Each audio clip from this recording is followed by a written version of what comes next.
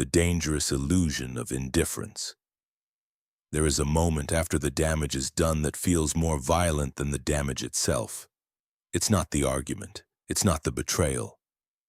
It's not even the words that cut so precisely they replay in your mind at 3 a.m.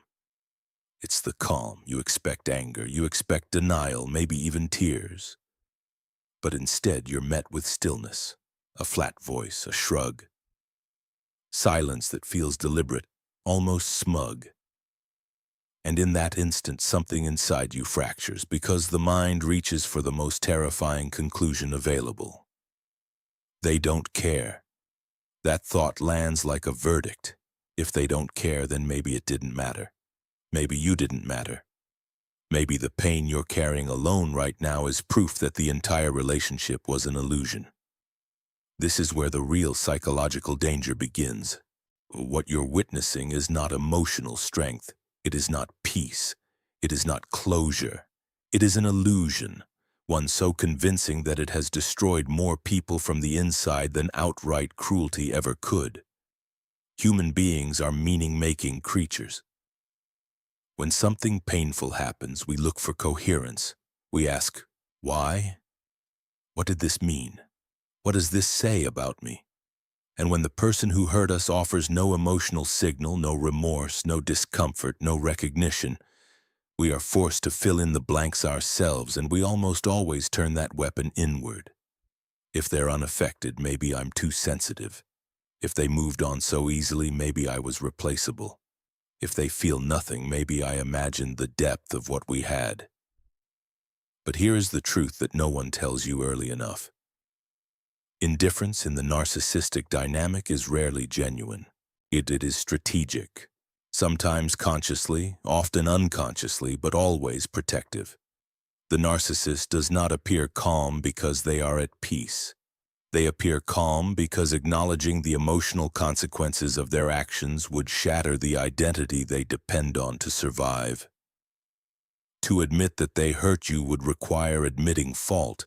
Admitting fault would require admitting imperfection, and imperfection would open the door to shame they have spent their entire lives running from.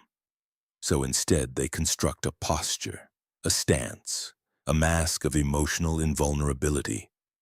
In American culture, we are taught to admire composure, the person who doesn't flinch, the one who keeps it together, the one who looks unbothered. But there is a crucial distinction we rarely make. Emotional regulation is not the same as emotional suppression. Regulation is flexible. It allows feeling without being consumed by it. Suppression is rigid. It denies feeling altogether. The narcissist's silence after hurting you is not evidence of mastery. It is evidence of fear. Fear of introspection, fear of accountability, fear of being seen without the armor. And here's the cruel part. That silence forces you into the role they refuse to occupy. You become the one who feels everything. You carry the confusion, the grief, the unanswered questions. You replay conversations. You search for hidden meanings.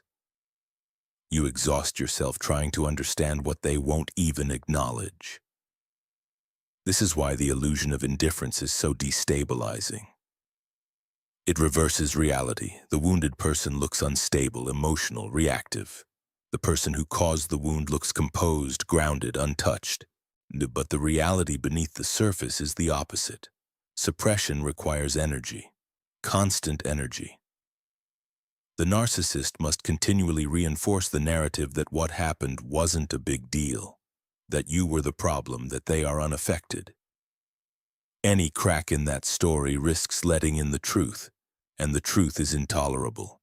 That's why the calm often feels cold, why it lacks warmth, why it doesn't invite repair. You are not witnessing closure. You are witnessing avoidance. And avoidance is not neutral. It has consequences.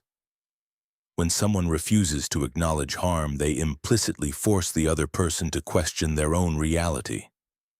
This is where self-doubt takes root, not because you're weak, but because you are wired for connection, and connection requires emotional feedback. When feedback is withheld, the psyche panics. It looks for explanation. It looks for blame. And too often it chooses the self. If you've ever felt haunted by someone's silence, if you've ever mistaken their composure for proof that you didn't matter, if you've ever felt embarrassed by how deeply you were affected while they seemed untouched, I need you to hear this clearly. Their indifference was not a reflection of your insignificance. It was a reflection of their fragility. They did not walk away unscathed. They walked away armored. And armor is not worn by those at peace. It is worn by those who are afraid of being wounded by the truth. In the next part of this story, we'll peel back what that armor is really protecting, and why the calm that hurt you so deeply is actually one of the most revealing psychological signals you could ever receive. And if this perspective resonates with you, if it puts words to something you felt but couldn't explain, consider subscribing to the channel. Your support helps us continue creating deep, honest conversations like this, and it ensures you don't miss what comes next. Before we continue, here's a quick question for you. Think carefully and then answer in the comments. Question: when the narcissist appeared indifferent after hurting you, what do you believe it truly meant? A. They genuinely didn't care and had already moved on. B. They were protecting themselves from emotions they couldn't face. Comment A or B below. Emotional fragility disguised as power. One of the most enduring misunderstandings about narcissism is the belief that it is fueled by confidence. That assumption feels intuitive. After all, narcissistic individuals often speak with certainty, move with authority, and project an image of unshakable self-belief. They dominate conversations. They dismiss doubt. They seem immune to hesitation. From the outside, it looks like strength, but what you are seeing is not strength, it is compensation. True psychological strength does not need to announce itself. It does not need to intimidate, dominate, or diminish others in order to feel real. Strength is quiet, flexible, and resilient. What drives narcissistic behavior is something very different, a level of emotional fragility so deep that it cannot be acknowledged without threatening the person's entire sense of self. At the core of narcissism is not pride, but a chronic fear of inadequacy. Not confidence, but shame that was never processed, never integrated, and never healed. And this shame does not sit on the surface. It lives underneath the personality, shaping reactions, choices, and relationships from the shadows. And because it feels unbearable, the narcissistic psyche organizes itself around one central task: never letting that shame come fully into awareness. This is where the illusion of power is born. The narcissist learns often early in life that vulnerability is dangerous, that being seen as weak leads to rejection, humiliation, or emotional abandonment. Maybe their emotions were ignored. Maybe they were praised only for performance. Maybe they learned that love was conditional. Whatever the origin, the conclusion becomes etched into their nervous system. My real self is not safe, so a substitute self is constructed. This substitute self is decisive where the real self feels unsure. Superior where the real self feels inferior. Controlling where the real self feels powerless. Over time, the performance hardens into identity. The mask is worn so long that it begins to feel like the face. But masks have limits. They cannot feel, they cannot rest, and they cannot tolerate challenge. This is why narcissistic power often collapses under pressure. A single criticism can provoke outsized rage. A boundary can trigger withdrawal or cruelty. A moment of emotional honesty can be met with contempt. These reactions are not random. They are defensive reflexes, activated when the illusion of strength is threatened. When the narcissist hurts you and appears unmoved, it is tempting to believe they are emotionally invulnerable. But invulnerability is not what you are witnessing. You are witnessing emotional avoidance executed with discipline. To acknowledge your pain would require them to accept that they caused it. To accept that would require them to sit with guilt, and guilt would lead directly to the shame they cannot survive. So instead of turning inward, they turn outward. They minimize, they rationalize, they detach. Or they assert dominance because dominance creates the feeling of safety that introspection destroys. This is why narcissistic power is so brittle. It depends entirely on maintaining control over the narrative, over the relationship, over how they are perceived. Power for them is not about influence or leadership. It is about protection. It is the scaffolding that holds their identity upright. Imagine a structure built on unstable ground. From a distance, it looks impressive, reinforced, over-engineered. But every added layer exists not because the foundation is strong, but because it is weak. The more fragile the base, the more rigid the structure above it must be. That rigidity is what you felt in the relationship. It showed up as an inability to self-reflect, as resistance to feedback, as contempt for vulnerability, as a need to be right, to win, to dominate the emotional terrain. And when you expressed needs, concerns, or pain, the reaction was not curiosity. It was threat response. Because your emotional truth endangered their psychological equilibrium. This is an important distinction to make, especially if you've spent time questioning yourself. You are not too much. You are not asking for the impossible. You are asking for emotional accountability from someone whose identity depends on avoiding it.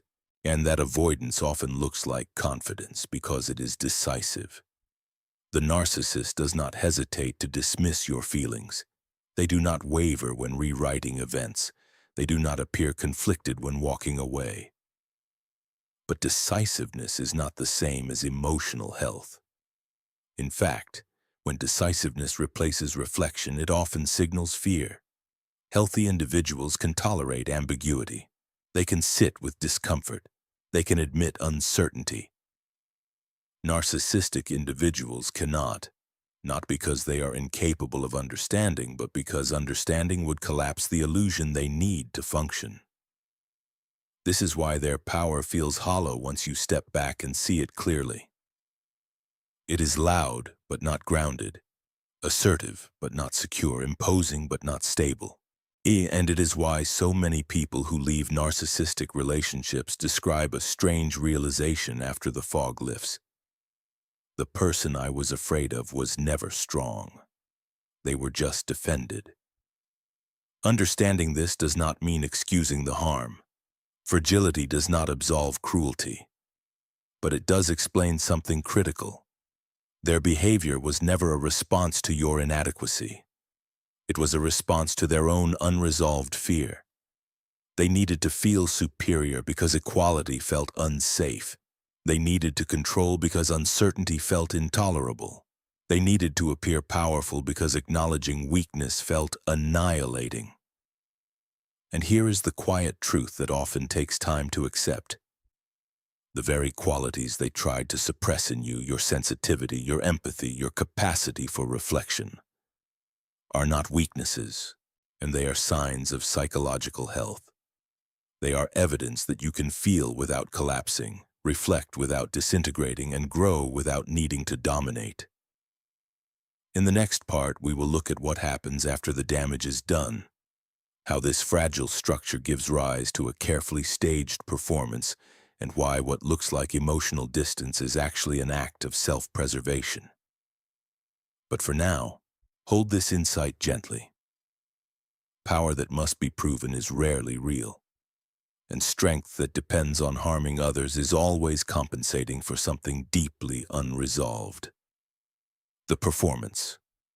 After the damage is done, after the harm has already taken place, after the words were said, the trust was fractured. The emotional line quietly crossed. Something strange and unsettling often follows. It is not an argument. It is not reconciliation. And it is not even hostility. It is a performance. You notice it in the way they carry themselves. Their voice steadies. Their expressions soften into neutrality. They move forward as though nothing meaningful has happened. They return to routine. They speak lightly. They appear intact. And this is where confusion deepens into something far more corrosive, because you are still bleeding internally and they are acting as though the wound never existed. This is the moment many people misinterpret as emotional strength. It looks like resilience. It looks like maturity. It looks like the ability to let things go. But this appearance is not resolution. It is rehearsal. The narcissist is not moving on. They are moving around what they cannot face. The performance after the damage is not spontaneous.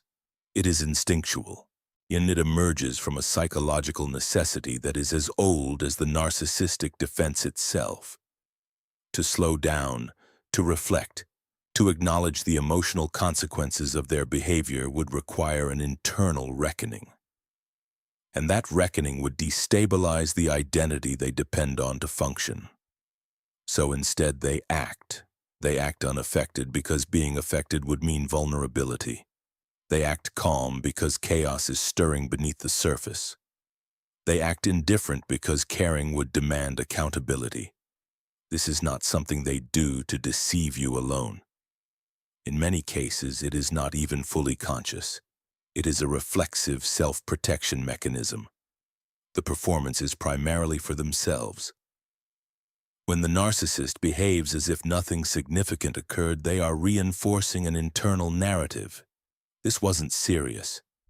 This wasn't my fault, and this doesn't define me. Repetition of this narrative becomes survival.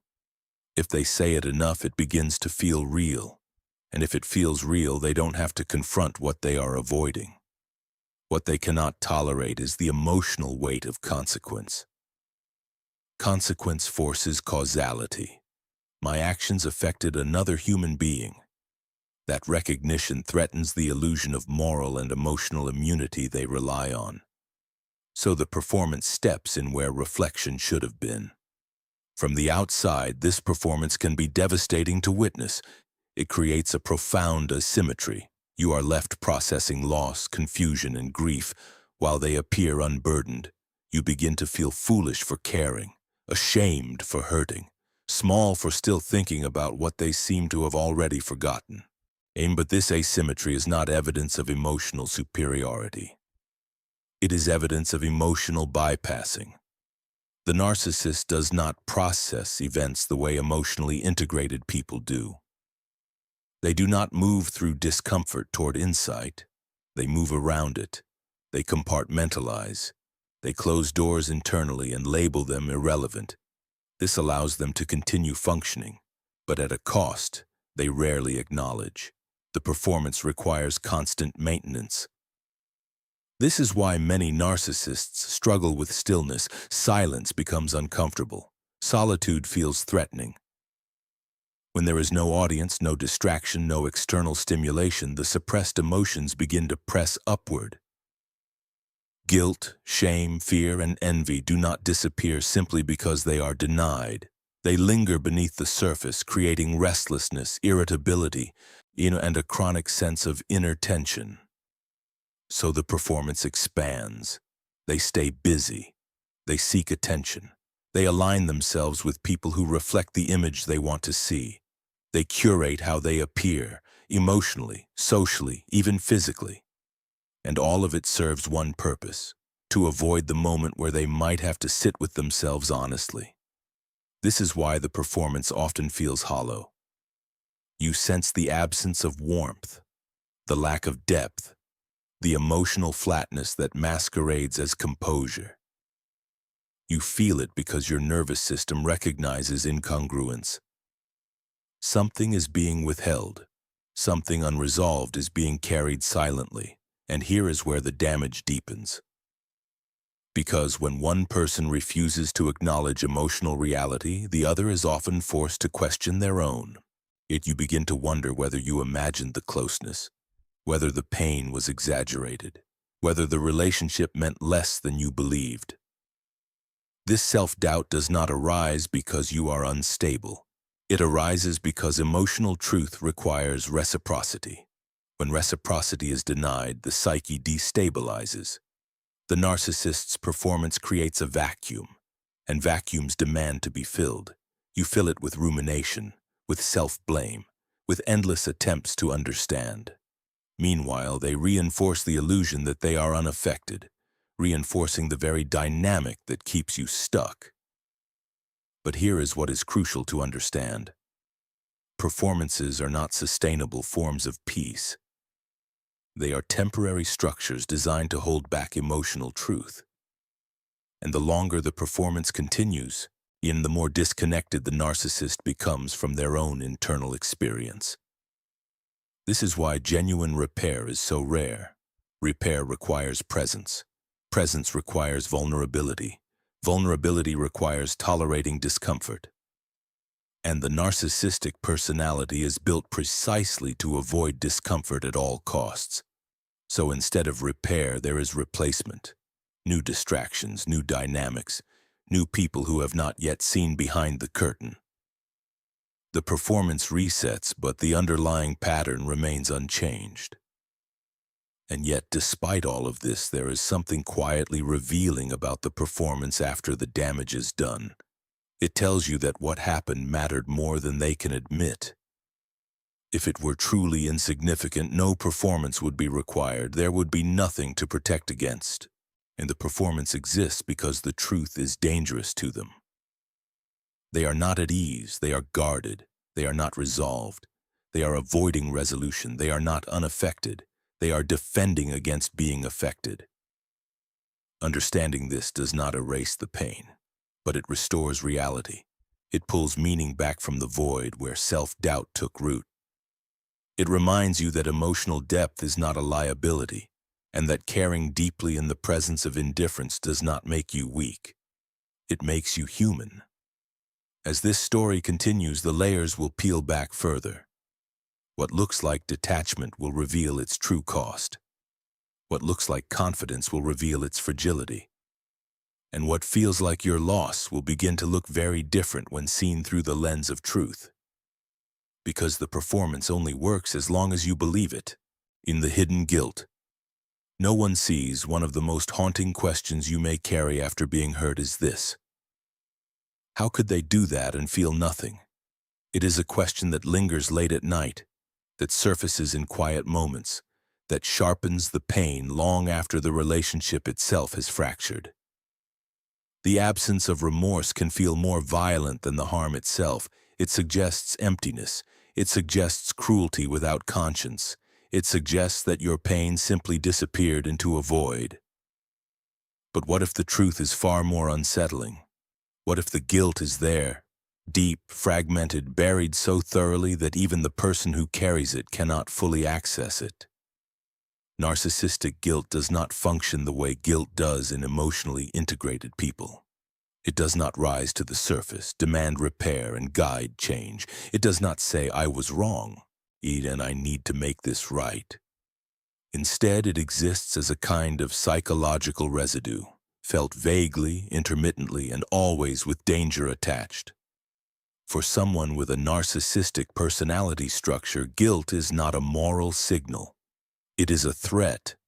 To feel guilt fully would require acknowledging causality. My actions harmed someone. That acknowledgement would immediately pull the narcissist into a confrontation with shame, the core emotional wound they have spent their lives avoiding. Shame for them is not discomfort. It is annihilation. It does not say, "I made a mistake." It says, "I am defective." So guilt cannot be allowed to take shape. Instead, it is split apart, pushed down, and sealed off from conscious awareness. Psychologically, this is known as compartmentalization. Emotionally, it feels like disconnection. The guilt exists, but it is not held. It surfaces only briefly, often in moments of vulnerability, late at night, during stress, during loss, before being rapidly shut down by defenses that have been rehearsed for years. Those defenses sound familiar. You were too sensitive. You misunderstood. You pushed me. Anyone would have done the same. I had no choice. These statements are often heard as manipulation, and sometimes they are used manipulatively, but more often they are emergency psychological maneuvers. They are the narcissists talking themselves out of emotional collapse. They are not just rewriting the story for you, they are rewriting it for themselves. This is why narcissistic guilt feels so elusive. You never see it expressed cleanly. You never hear it named honestly. Instead, you feel its presence indirectly, in defensiveness, in anger, in sudden coldness, in an almost desperate need to be right. These reactions are not signs of a clear conscience. They are signs of a threatened one. Unprocessed guilt does not disappear. It mutates. When guilt cannot be owned, it is projected. The narcissist begins to accuse others of the very behaviors they enacted. They position themselves as the injured party. They claim betrayal, disrespect, cruelty, often using the same language that could just as easily describe their own actions. This projection is not always strategic, it is protective. If the guilt can be placed outside the self, it no longer needs to be faced. But the cost of this avoidance is high. Because guilt that is denied cannot be resolved. It lingers beneath the personality, creating a constant background tension. And this is why narcissists are often hyper-reactive to criticism, boundaries, or emotional truth. Each of these threatens to reawaken what has been buried. Each one risks reopening the internal wound they refuse to tend. And here is where the tragedy deepens. Because the presence of guilt, however fragmented, means that what happened mattered. Your pain registered, your reaction was noticed, your presence left a mark. The narcissist does not feel nothing. They feel too much of the wrong thing without the tools to process it. This is why so many narcissistic individuals live with chronic agitation, a sense of restlessness they cannot explain, a dissatisfaction that follows them from relationship to relationship, a need for validation that is never quite met. These are not the symptoms of someone at peace, and they are the symptoms of unresolved emotional conflict. From the outside, their lives may look intact, functional, even successful. But internally, something erodes quietly. Each time they hurt someone and refuse to face it, the guilt does not vanish, it compounds. It becomes resentment, it becomes bitterness. It becomes an unspoken self-contempt masked by grandiosity. And because the guilt is never integrated, it cannot lead to growth. There is no learning, no transformation, only repetition. This is why waiting for acknowledgement can become such a painful trap. You hope that one day they will finally understand, that the guilt will surface cleanly, that they will look at you and say, "I see what I did." But the very act you are waiting for is the one they are psychologically structured to avoid. In their silence is not proof that they are unaffected. Their denial is not proof that you imagined the harm. Their lack of remorse is not proof that you didn't matter. It is proof that their emotional system cannot hold what you are asking them to face. This understanding does not mean you excuse the behavior. It means you stop internalizing it. You stop using their inability to confront guilt as a measure of your worth. You stop interpreting their avoidance as a verdict on your reality. Because guilt denied still has consequences. It shapes their lives in ways they rarely recognize. It limits their capacity for intimacy. It hollows out connection. It ensures that every relationship remains shallow, contingent, and fragile. And you are not bound by that denial. You have the capacity to do what they cannot. To face the truth of what happened without disintegrating. To feel pain without projecting it. To acknowledge harm without losing your identity. That capacity is not a liability.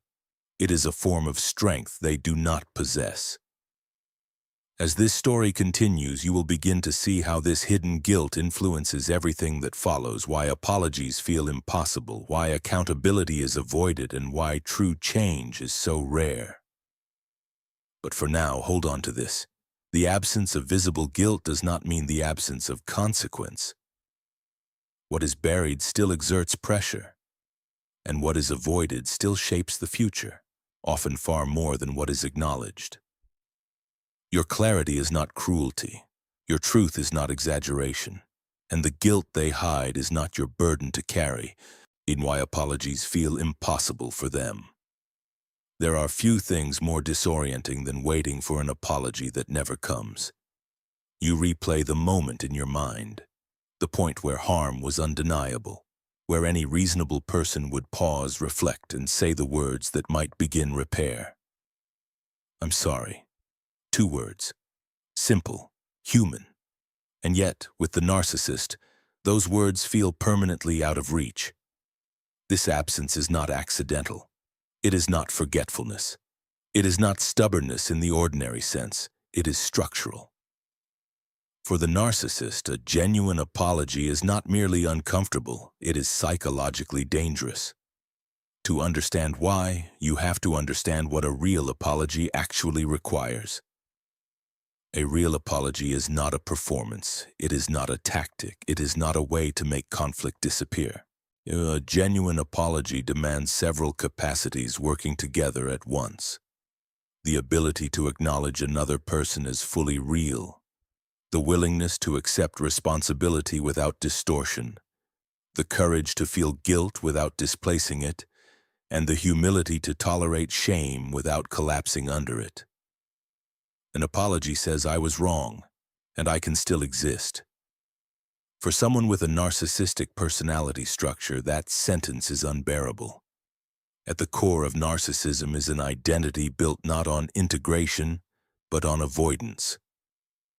The narcissist does not experience themselves as a whole person who sometimes fails.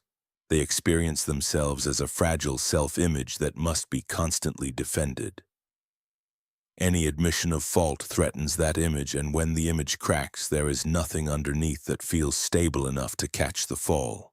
And this is why apologies feel annihilating rather than corrective. When you ask the narcissist to apologize, what you are really asking, though you may not realize it, is for them to step out of the illusion that protects them.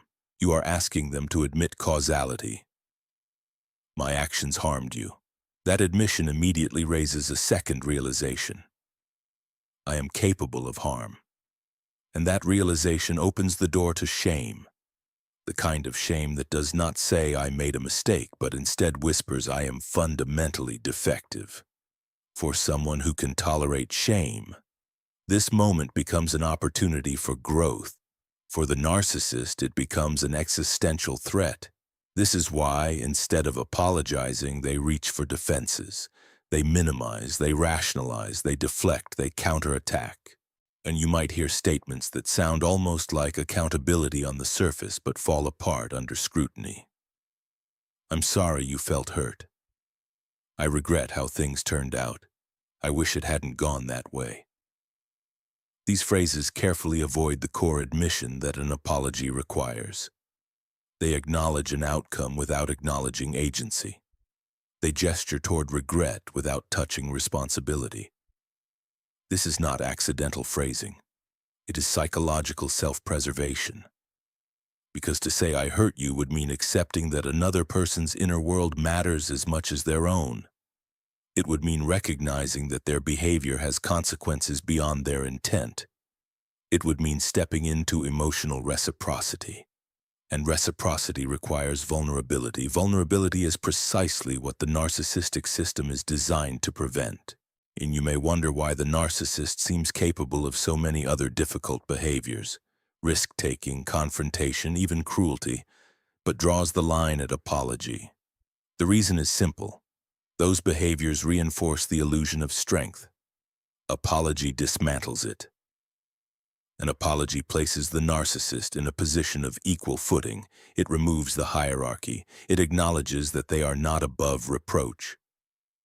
For someone whose sense of self is organized around superiority, this feels like erasure. So instead of apologizing, they often rewrite the story.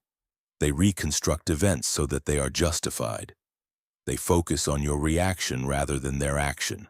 They frame themselves as provoked, misunderstood, or unfairly judged. This rewriting is not always a conscious lie. Over time, it becomes the truth as they experience it. Memory bends to serve identity, and this is where many survivors get stuck. You think that if you explain it differently, if you choose the right words, if you remain calm enough, compassionate enough, clear enough, they will finally understand. You believe the apology is just one insight away. But insight is not the issue. The issue is tolerance. Understanding would require feeling. Feeling would require vulnerability. Vulnerability would require shame. And shame threatens collapse. This is why genuine apologies are so rare, even when the evidence is undeniable, even when witnesses exist, even when the harm is obvious. The narcissist may acknowledge facts but not meaning. They may admit events but not impact. They may say it happened without saying it mattered, and the absence of apology does something corrosive to you. Because human beings are wired to seek repair. See, when harm occurs and repair is denied, the psyche goes searching for explanation, and too often that explanation turns inward. You start asking whether you expected too much, whether your standards were unreasonable, whether you should have been more patient, more forgiving, less emotional. This self-doubt is not an accident. It is the byproduct of asymmetry. When one person refuses accountability, the other is forced to carry the emotional weight of the rupture alone. But here is a truth that is difficult to accept and necessary to hear. The apology you are waiting for may never come, not because the harm was small, but because it was too threatening. The narcissist's inability to apologize is not evidence that they don't know what they did.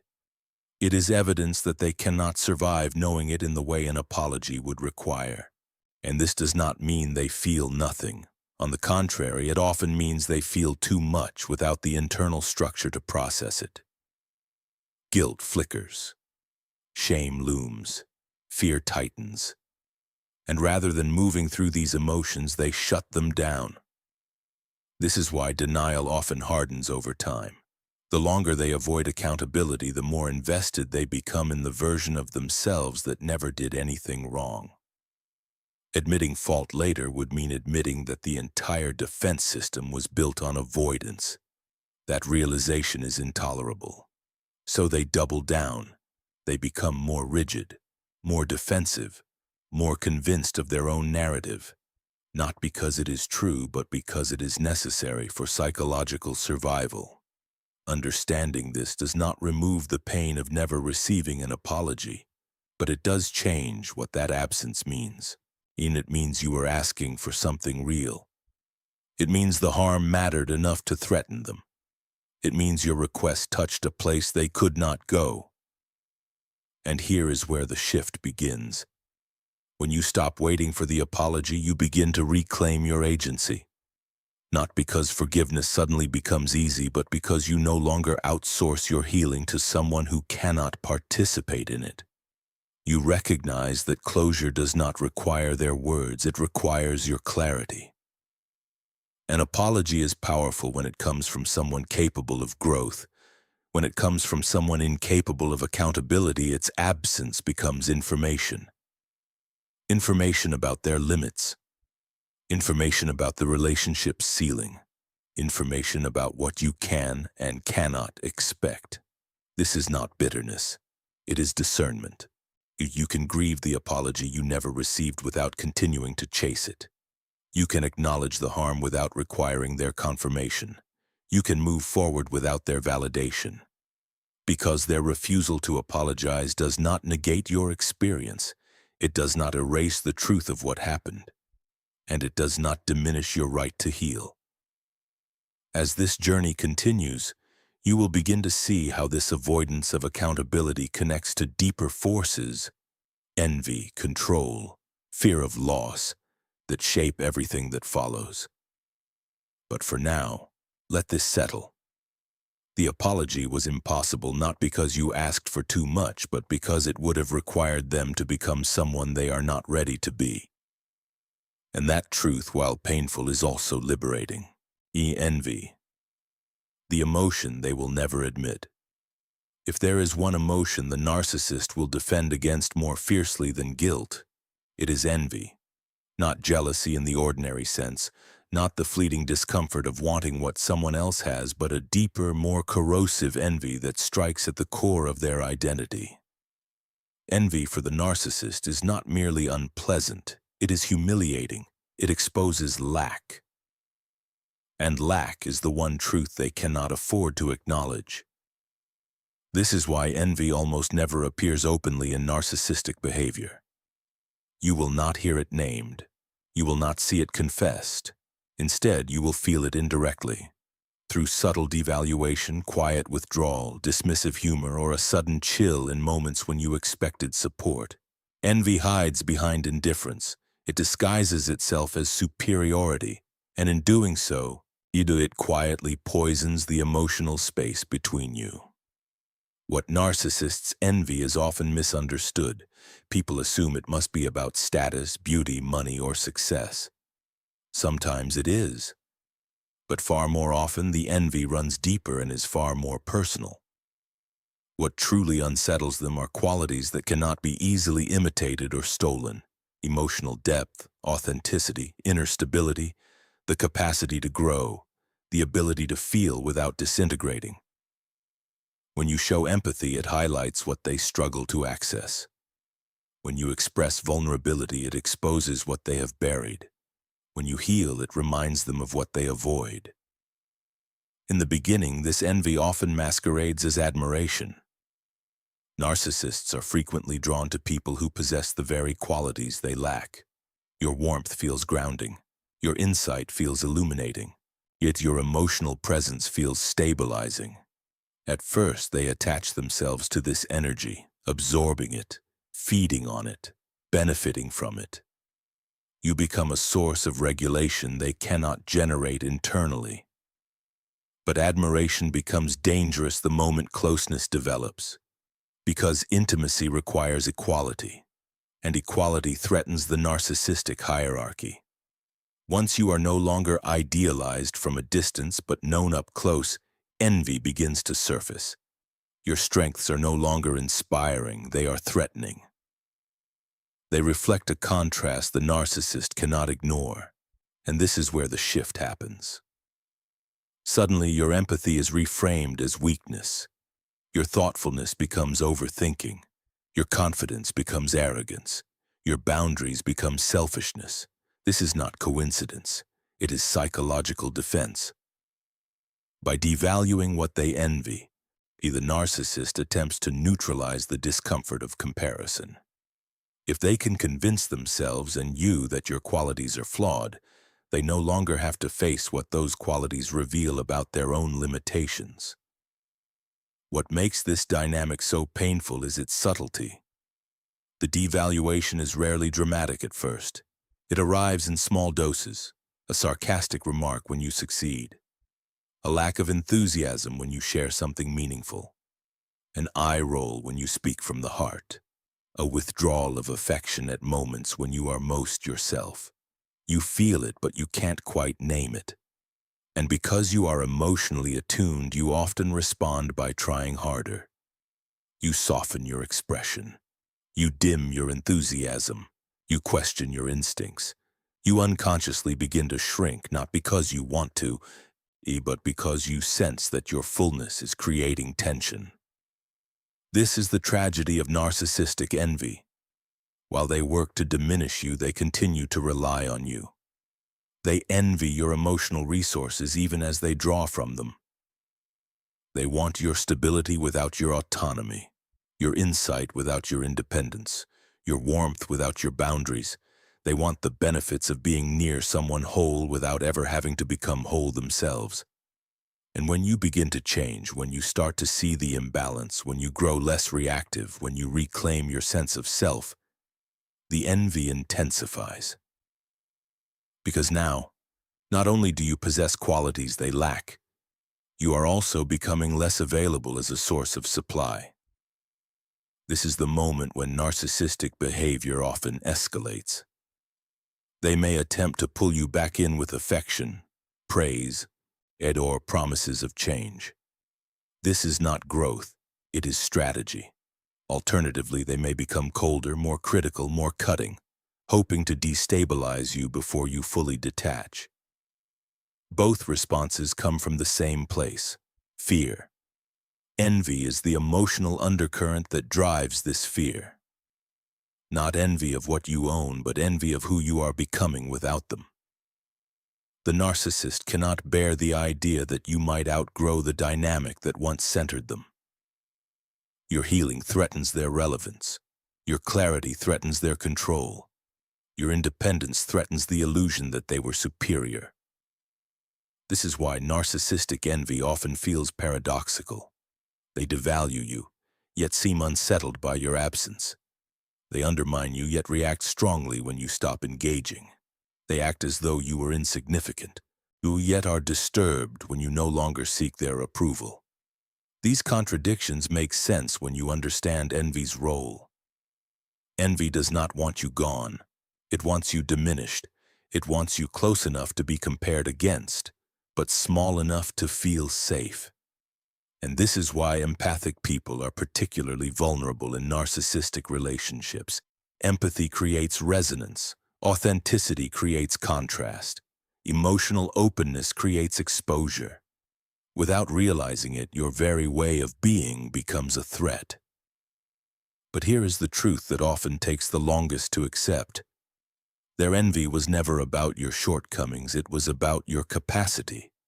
They envied your ability to feel deeply without hiding. They envied your capacity to reflect without collapsing. They envied your resilience, your conscience, your emotional honesty, and instead of learning from you, they tried to neutralize you. Understanding this reframes everything. It means the moments when you felt subtly diminished were not random. It means the coldness that followed your growth was not coincidence. It means the confusion you experienced was not weakness, but the result of being entangled with someone who could not tolerate your wholeness. And here is where the power shifts. When you see envy clearly, you stop trying to prove your worth. You stop shrinking to preserve peace. You stop internalizing reactions that were never about you. You realize that your authenticity was not the problem, it was the trigger. This does not mean you become arrogant or hardened. It means you become anchored. You stop negotiating your reality with someone who resents it. Yet you stop dimming your light to make someone else feel less exposed.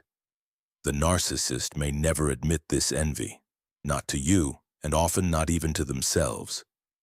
To do so would mean acknowledging lack, vulnerability, and dependence. But you do not need their admission for the truth to matter. The evidence was always there. In the way they withdrew when you shined, in the way they mocked what made you real, in the way they needed you, yet resented you for being needed. And perhaps the most painful irony of all is this. While they worked to diminish you, they were revealing exactly what made you valuable. Your depth was not a liability. Your empathy was not naivete. Your growth was not betrayal. It was proof that you possessed something they could not manufacture, only imitate. As this journey continues, you will begin to see how envy intertwines with control, dominance, and fear of loss. How it shapes the narcissist's need to manage emotional dynamics rather than participate in them. But for now, let this settle gently. What they envied in you is not something to hide. It is something to protect, something to honor. Because the world does not need less emotional depth. It needs more people who are unafraid to live in truth, even when that truth unsettles those who are still hiding from themselves. Control is psychological oxygen. For most people, control is situational. It belongs to tasks, responsibilities, plans. We control schedules, decisions, boundaries. And when control slips, we adapt, we negotiate, we tolerate uncertainty. Discomfort does not threaten our identity, it challenges it, and challenge is survivable. For the narcissist, control is something else entirely. Control is not a tool. It is not a preference. It is not about efficiency or order. Control is psychological oxygen. Without it, the narcissist does not merely feel anxious or unsettled. They feel as though they are disappearing. Their sense of self begins to destabilize. Their internal world, already fragile and fragmented, loses its scaffolding. Control is what holds the illusion together. It is how they regulate emotions they cannot process internally. This is why narcissistic control often feels excessive, invasive, or disproportionate to the situation. What you experience as micromanagement, emotional manipulation, or dominance is not about the issue at hand. It is about survival. At the center of the narcissistic psyche is a deep intolerance for uncertainty. Uncertainty invites introspection. Introspection invites doubt. Doubt invites shame, and shame threatens collapse. Control becomes the barrier that prevents this chain reaction. By controlling people, narratives, and emotional dynamics, the narcissist avoids confronting what they fear most, their own inadequacy. This is why control in narcissistic relationships is rarely overt at first. It does not always arrive as commands or ultimatums. More often, it shows up subtly, through tone, implication, emotional pressure. Through shaping how you feel rather than telling you what to do. They control the mood of the room. They control which emotions are acceptable. They control when conflict is allowed and when it is dismissed. And over time, you begin to notice something unsettling. Your internal state feels increasingly dependent on their reactions. In their approval brings relief. Their withdrawal creates anxiety. Their silence feels punishing. Their attention feels stabilizing. This is not coincidence. This is the architecture of control. In a narcissistic dynamic, harm is rarely an endpoint. It is a mechanism. Injury is followed by confusion. Confusion erodes trust in your own perceptions. That erosion creates dependence. Dependence restores control. The cycle is precise. You are hurt. You try to understand. You doubt yourself. You seek reassurance from the very person who destabilized you. And in that moment, control is reestablished. This is why boundaries provoke such strong reactions. A boundary is not just a limit, it is a declaration of independence. It says, I exist outside your influence, and for the narcissist, that is terrifying.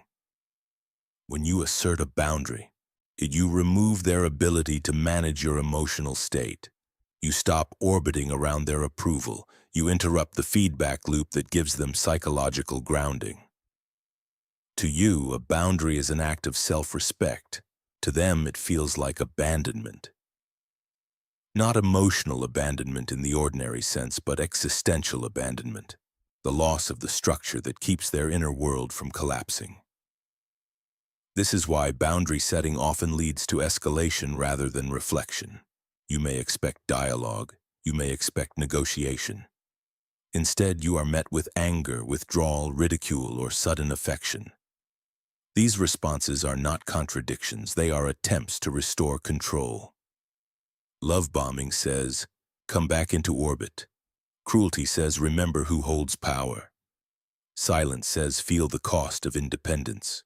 Each tactic serves the same purpose, reasserting dominance over the emotional dynamic.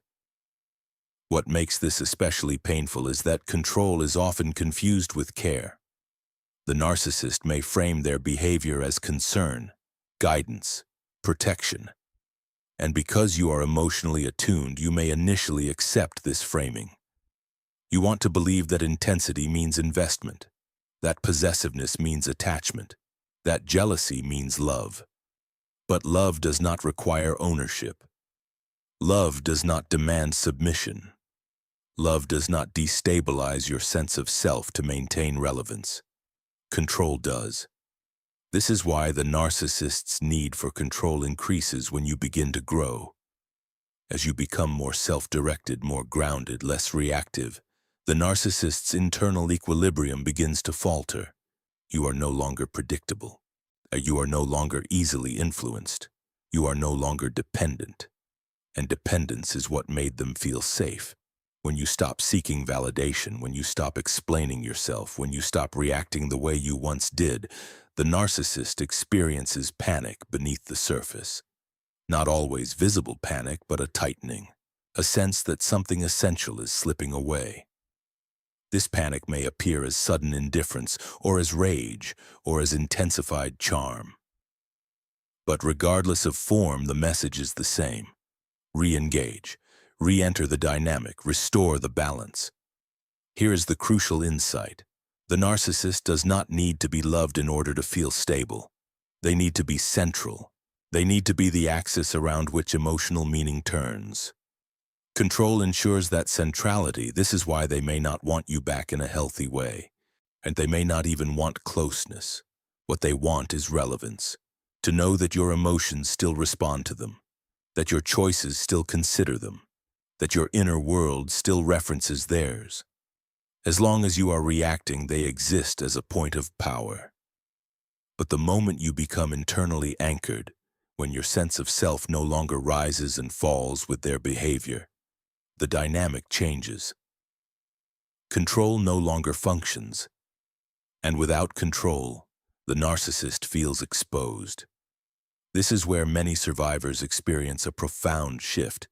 You stop trying to win, stop trying to prove, stop trying to be understood, and instead you reclaim something far more important: sovereignty.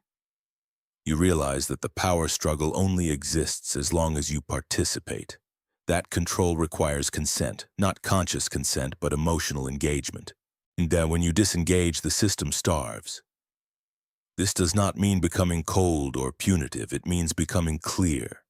Clear about your limits, clear about your values, clear about where your responsibility ends. And in that clarity, something remarkable happens. The narcissist's behavior begins to make sense, not as evidence of your inadequacy, but as evidence of their dependence. They needed control because without it, they could not regulate themselves. They needed dominance because equality felt unsafe. They needed you destabilized because your stability threatened their illusion. Understanding this does not erase the harm, but it returns agency to you. You stop seeing their control as proof of their power and start seeing it as proof of their fragility. And perhaps most importantly, you stop trying to breathe for someone who refuses to learn how to breathe on their own.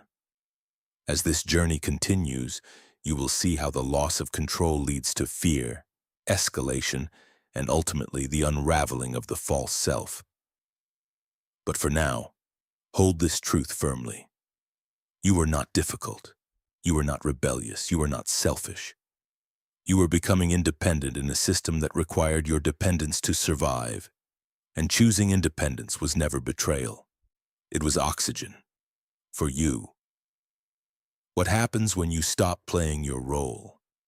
Every narcissistic relationship assigns roles, though they are rarely spoken aloud. They emerge quietly through repetition, expectation, and emotional pressure. One person becomes the stabilizer, the one who explains, who absorbs tension, who smooths over conflict. The other becomes the center and the reference point, the one whose moods dictate the emotional weather. Over time, these roles feel inevitable, even natural. You stop noticing them because you are too busy performing them. Until one day, you don't. The moment you stop playing your role is rarely dramatic. It does not begin with confrontation or grand declarations. More often, it begins internally. A pause before responding. A decision not to explain yourself. A choice to sit with your own clarity instead of chasing theirs. On the surface, nothing looks different. But beneath that stillness, the entire dynamic begins to shift. And that shift is deeply unsettling to the narcissist. For a long time, your role provided predictability. Your reactions confirmed their importance. Your emotional availability regulated their internal chaos. Whether you realized it or not, your presence functioned as a stabilizing force in a system that could not stabilize itself. You carried emotional weight they could not hold. You filled gaps they refused to face. When you stop doing that, something essential disappears. At first, the narcissist may not react overtly. They may continue as usual, assuming the pattern will correct itself. But they feel the difference immediately. Your responses are slower. Your tone is steadier. You are less reactive, less eager to repair, less invested in restoring equilibrium at your own expense. This quiet shift registers as a threat, even if they cannot articulate why. Because what you are withdrawing is not affection alone. You are withdrawing function. You are no longer managing their emotional state. You are no longer absorbing their instability. You are no longer reinforcing their centrality. And without that reinforcement, their internal world begins to wobble. This is often when behavior escalates, not because they suddenly want closeness, but because they want the system restored. They may reach for familiar tactics, hoping to pull you back into position. Sometimes it looks like renewed affection, warmth that feels almost nostalgic. Sometimes it looks like irritation or criticism. Sometimes it looks like cold detachment, as if to punish you for stepping out of line. These responses can feel confusing because they seem contradictory, but they all serve the same purpose: to re-establish the role you once played. If affection doesn't work, discomfort might. If reassurance doesn't work, intimidation might. If engagement doesn't work, silence might. Any reaction is preferable to none. What truly destabilizes the narcissist is not your anger. Anger keeps you engaged. Anger still centers them. It proves they matter enough to provoke a response. What destabilizes them is your calm disengagement. The moment you stop feeding the dynamic emotionally, the illusion of control begins to collapse. This is why indifference from you is so powerful. Not performative indifference, not bitterness disguised as distance, but genuine emotional detachment. The kind that comes from clarity rather than resentment. When you stop explaining, stop defending, stop reacting, you remove the narcissist's leverage. And leverage is what sustained the relationship.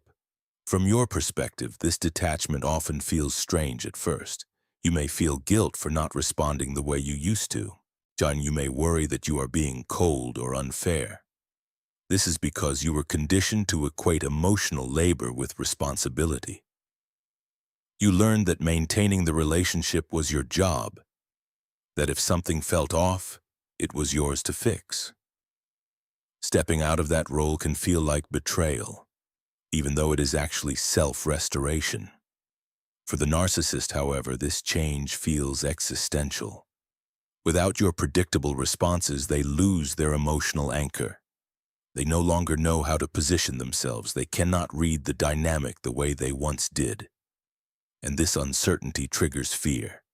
That fear does not usually appear as vulnerability. It appears as control attempts. They may accuse you of changing.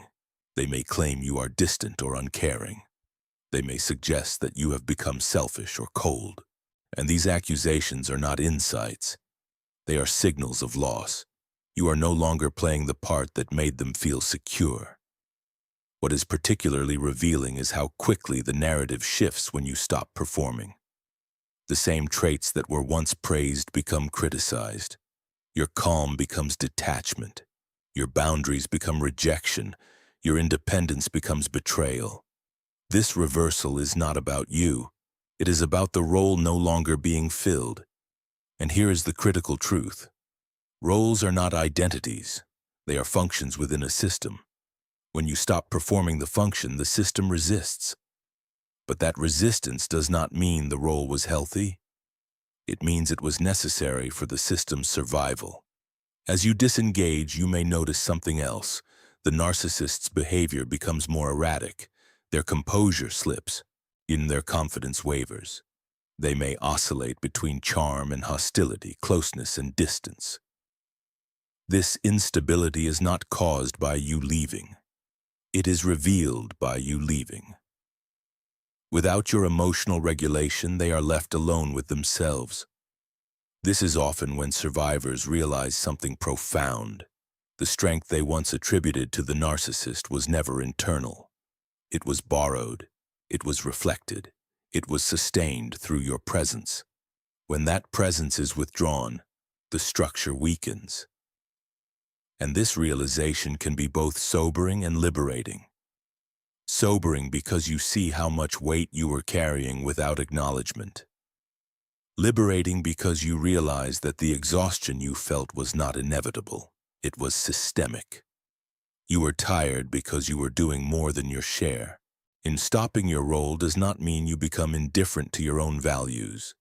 It does not mean you lose compassion. It means you redirect those qualities inward. You stop sacrificing your stability to preserve someone else's illusion. This shift is often quiet. It does not announce itself, but it is decisive. You begin to trust your perceptions again. You stop seeking permission to feel what you feel. You stop negotiating your boundaries in the hope of being understood. And in that groundedness, the dynamic loses its grip. The narcissist may never acknowledge what changed. They may frame the ending as your failure, your coldness, your withdrawal. But these narratives are irrelevant once you see the structure clearly. You did not abandon the relationship. You stopped abandoning yourself. And this is the moment when power quietly returns. Not through dominance, not through confrontation, but through autonomy. You reclaim authorship of your emotional life. You step out of a role that was never meant to be permanent. And in doing so, you disrupt a system that depended on your compliance to exist. What happens when you stop playing your role is not chaos. It is revelation. You see the relationship for what it was. You see yourself for who you are without distortion. And you begin to understand that the stability you were trying to create externally was always meant to be built within. The narcissist may resist this shift. They may escalate, retreat, or replace. But none of those responses change the essential truth. The dynamic only worked because you participated, and once you stop, the illusion cannot sustain itself. And this is not the end of the story, but it is the turning point. The collapse of the false self. The false self does not collapse all at once.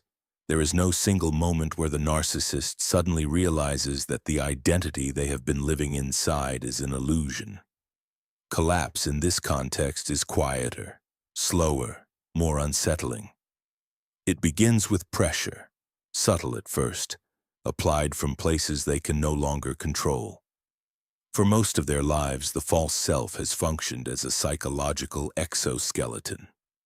It is the version of themselves that knows what to say, how to appear, how to dominate a room, how to stay one step ahead of exposure. It is confident, polished, decisive, untouchable. And for a long time it works. It wins admiration, it commands compliance, it shields the inner self from shame. But the false self has one fatal weakness. It cannot tolerate reality. It depends on external reinforcement to survive. It requires an audience. It needs reflection, validation, reaction. It needs people to respond in predictable ways. As long as those conditions exist, the illusion holds. The narcissist feels whole, powerful, coherent. The collapse begins the moment those conditions start to disappear. When you stop reacting the way you used to, when you stop mirroring their importance, when you stop playing your assigned role, something destabilizing happens. The false self loses friction. It no longer grips the emotional environment. The narcissist feels this immediately, not as insight but as threat. At first, they attempt correction. They intensify the performance. They exaggerate confidence. They sharpen control. And they double down on certainty. This is the phase where the narcissist appears most rigid, most arrogant, most detached. What you are seeing is not strength. It is overcompensation. Because underneath that rigidity, something is cracking. The false self was never designed to evolve. It was designed to defend. It cannot absorb feedback. It cannot metabolize loss. It cannot integrate contradiction. When reality pushes back, the false self does not adapt, it fractures. This is why the narcissist often reacts so strongly to independence in others. Your growth is not merely inconvenient, it is destabilizing. It introduces a reality they cannot manage, a world in which they are not central, not superior, not in control. And without those conditions, the false self begins to lose coherence. The narcissist may experience this as confusion, agitation, or a vague sense of threat they cannot name. They may feel suddenly restless, irritable, or emotionally flat. They may become more controlling, more dismissive, or paradoxically more dependent. These are not random mood shifts. They are signs of structural stress. Because the false self is being asked to do something it was never built to do. Survive without dominance. The tragedy of the false self is that it replaced development with defense. Where growth should have occurred, performance took its place. Where emotional integration should have formed, image management intervened. The narcissist learned how to appear strong, but not how to be whole. So when the false self begins to collapse, there is nothing underneath that feels safe.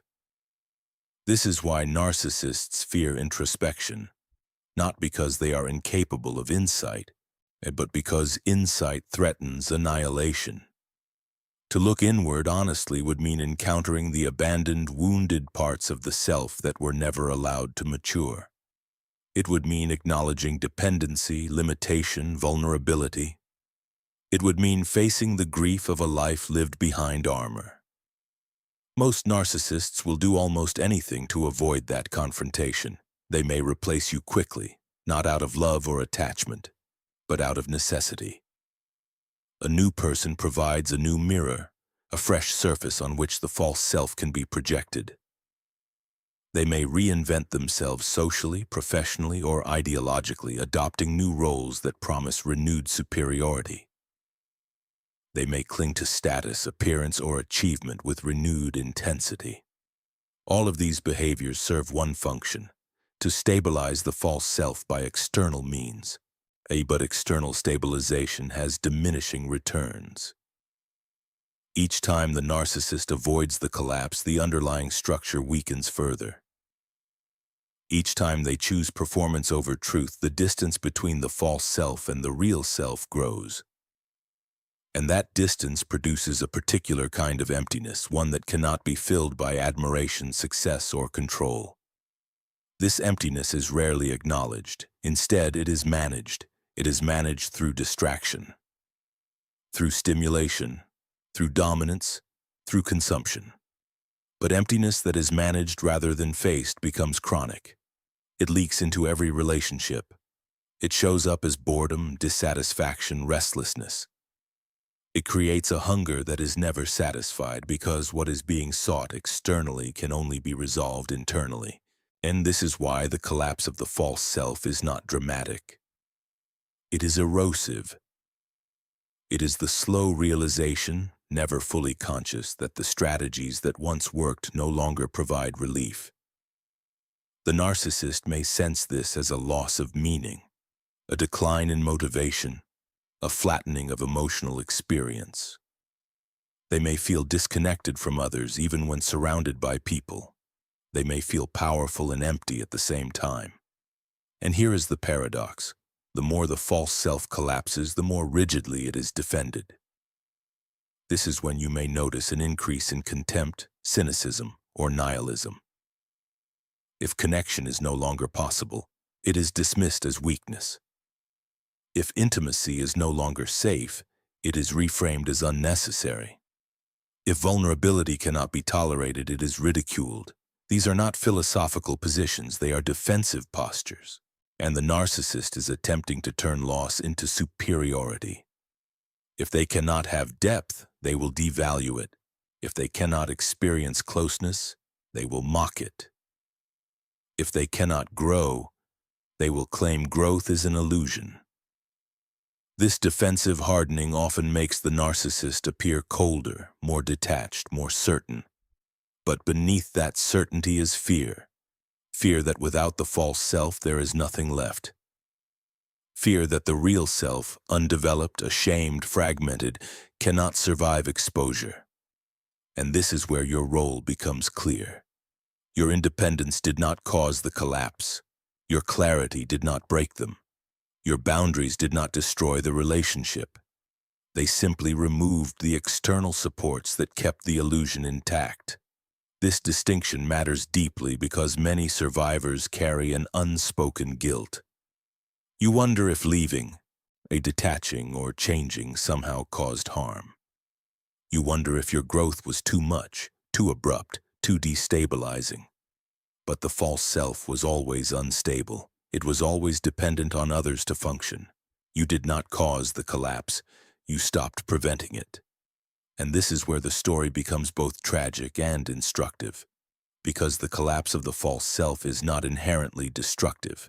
In theory, it could be the beginning of something real. It could open the door to integration, accountability, and growth. But that path requires humility, courage, and sustained self-reflection. Most narcissists cannot take it, not because they are incapable of change, but because change would require them to mourn the identity they built their lives around. It would require them to grieve the years spent hiding rather than developing. And it would require them to accept responsibility not just for harm caused, but for potential unrealized. So instead, they rebuild. They construct a new version of the false self, slightly altered, slightly updated, but fundamentally the same. The cycle continues. New relationships, new roles, new performances. The collapse is postponed, not resolved. And you, standing outside the system now, are able to see what you could not see from within. You see that the confidence you once admired was brittle. You see that the dominance you once feared was compensatory. You see that the indifference you once internalized was defensive. And perhaps most importantly, you see that what you were responding to was not a fully formed self, but a structure built to avoid becoming one. This realization does not erase the pain of what you endured, but it reframes it. It returns agency. It restores proportion. You were not insignificant. You were not disposable. You were not asking for too much. You were interacting with someone whose identity could not survive truth. As this journey continues, you will begin to see what happens when the false self loses its grip. How silence, withdrawal, and composure are reinterpreted. How fear of exposure intensifies and how your clarity becomes the final mirror they cannot shatter. But for now, let this settle with honesty and compassion. The collapse you witnessed was not chaos, it was revelation. And stepping away from a collapsing illusion was not abandonment. It was survival. Silence is not peace. There is a particular kind of silence that unsettles the nervous system long after the conversation has ended. It is not the silence of rest, or the quiet that follows understanding. It is not the stillness that comes when two people have reached the end of a difficult truth and no longer need words. This silence feels different. It feels deliberate, weighted, charged. It lingers not as absence but as pressure.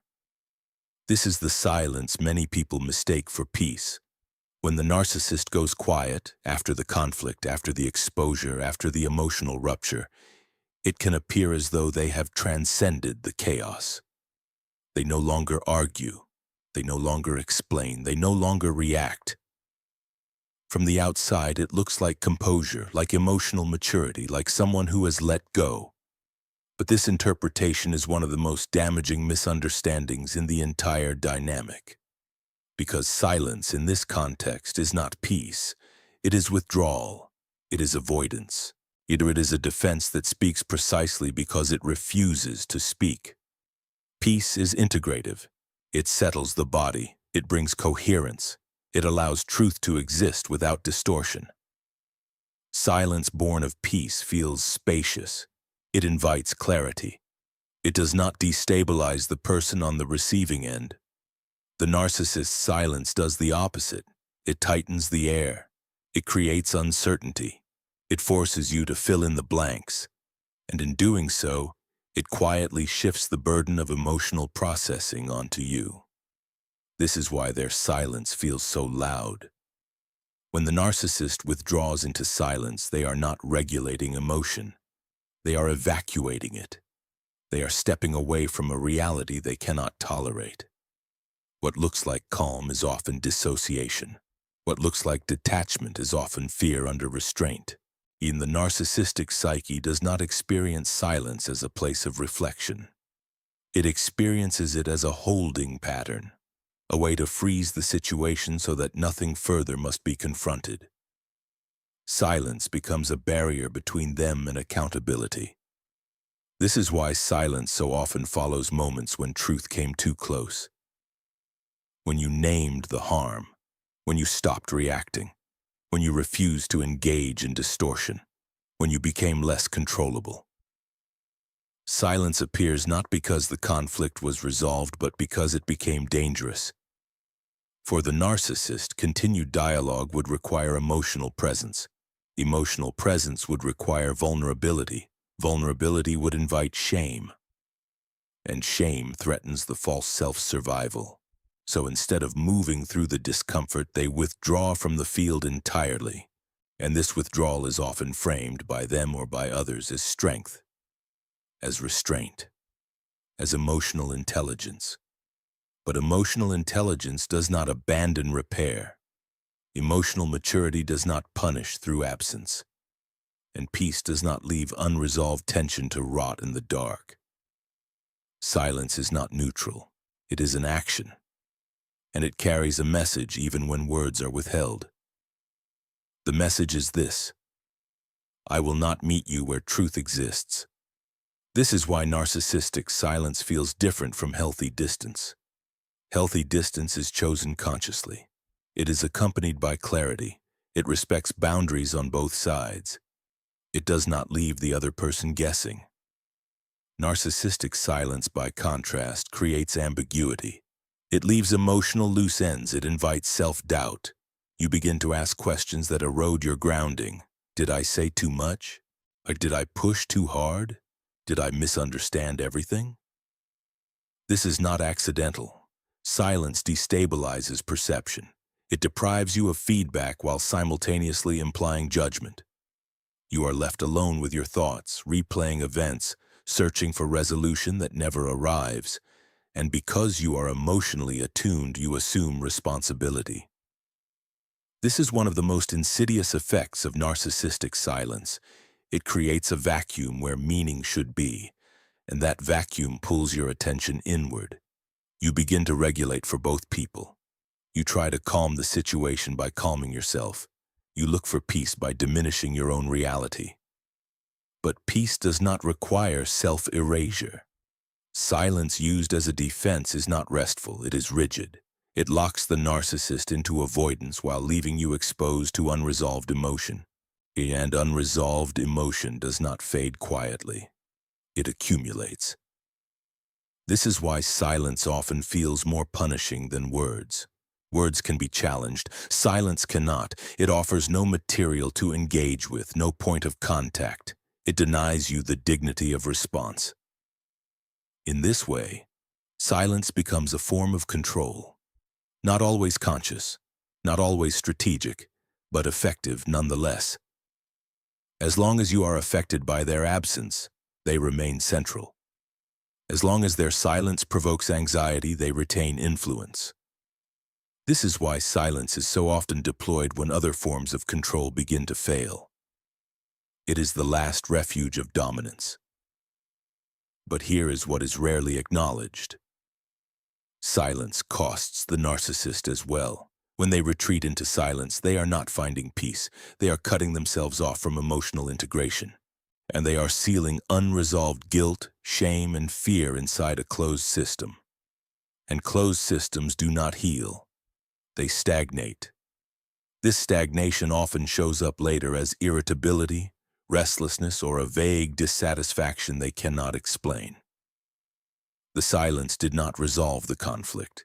It simply postponed it internally. What was avoided does not disappear.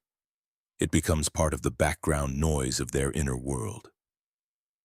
Meanwhile, you are left with a choice. You can interpret their silence as strength and diminish yourself accordingly.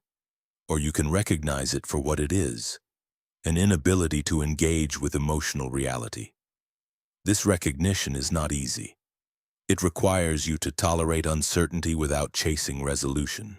It requires you to sit with the discomfort of not being acknowledged. It requires you to stop seeking peace from someone who cannot offer it. But this is where a subtle transformation begins. When you stop reacting to the silence, when you stop trying to decode it, fix it, or outlast it, the dynamic shifts. The silence loses its power over you. It becomes what it always was, an absence, not an answer. You begin to understand that peace does not come from being left alone in confusion. Peace comes from internal alignment, from trusting your perception, from honoring the reality of what you experienced without requiring external confirmation. This is not indifference, it is clarity. And clarity changes how silence lands. Instead of feeling like rejection, it feels like information. Instead of feeling like judgment, it feels like limitation. Instead of feeling like loss, it feels like release. And you realize that the silence was never meant to bring resolution.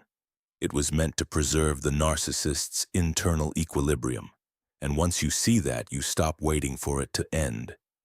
You stop measuring your worth by their response. You stop equating their withdrawal with your failure. You stop mistaking emotional absence for moral superiority. This is when the silence finally does what it never could before. It creates space, not for reconciliation, but for self-return. Because peace does not require someone else to stay silent. It requires you to stop abandoning yourself in the hope that silence will turn into understanding. The narcissist may remain quiet. They may never explain. They may never acknowledge what happened. But their silence no longer defines the emotional climate of your life. Why'd you learn to breathe without their permission? You learn to trust your reality without their validation. You learn that peace is not something they withheld from you. It is something they could never access themselves. And in that realization, the silence finally loses its weight. Not because it was answered, but because it was outgrown. Silence is not peace. But clarity is. The fear of being truly seen. More than abandonment, more than criticism, more than even failure, there is one experience the narcissist fears above all others. Being truly seen. Not admired, not desired, not envied, seen. To be seen means to be perceived without distortion. It means another human being looks past the performance, past the charm, past the defenses, and recognizes what lies underneath. Not the image, but the person. Not the projection, but the reality. And for the narcissist, that reality feels unbearable.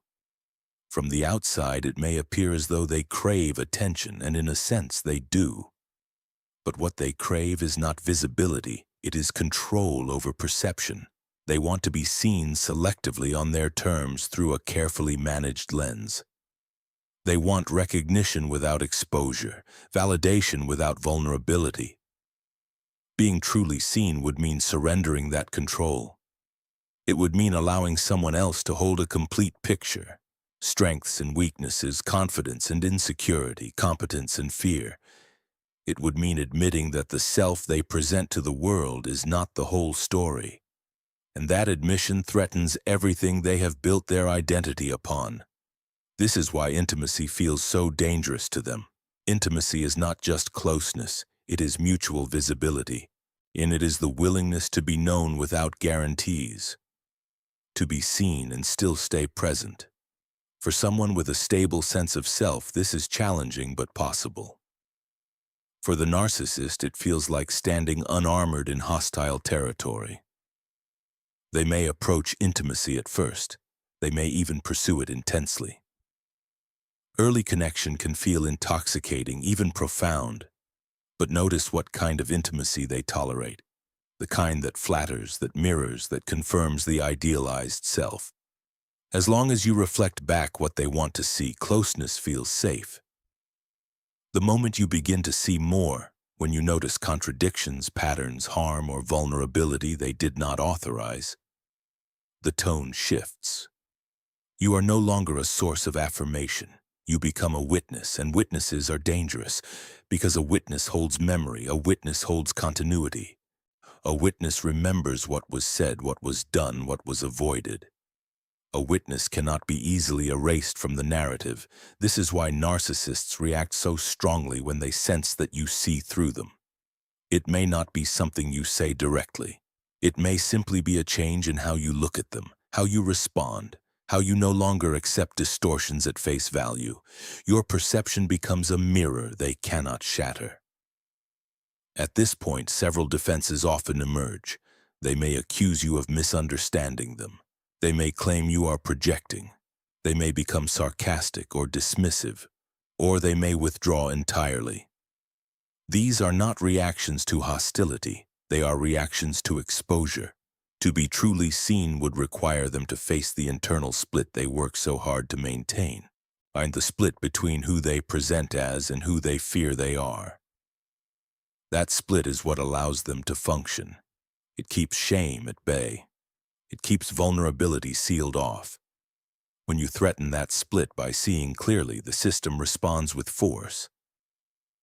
This is why accountability feels intolerable. Accountability requires acknowledgement, and acknowledgement requires visibility. To say, yes, I did that, is to stand in the open. To accept the gaze of another without armor. And that kind of exposure is not something the narcissistic psyche is equipped to survive. So instead of being seen, they distort the lens. They recast themselves as misunderstood. They recast you as unreasonable. They recast the situation as ambiguous. Anything to keep the truth from coming into focus. This is not because they lack awareness entirely. On some level, many narcissists know when they have crossed a line. But knowing privately is not the same as being seen publicly or relationally. The fear is not self-knowledge alone. It is shared reality. Because shared reality means they are no longer in control of the story. This is why emotional honesty from you often leads not to connection, but to defensiveness or shutdown. You are not attacking them. You are clarifying. And clarity removes the fog they rely on. When the fog lifts, the false self is exposed, and exposure feels like danger. This is also why narcissists often gravitate toward people who are deeply empathic. Empathic individuals are attuned, perceptive, emotionally literate. They see beneath surfaces.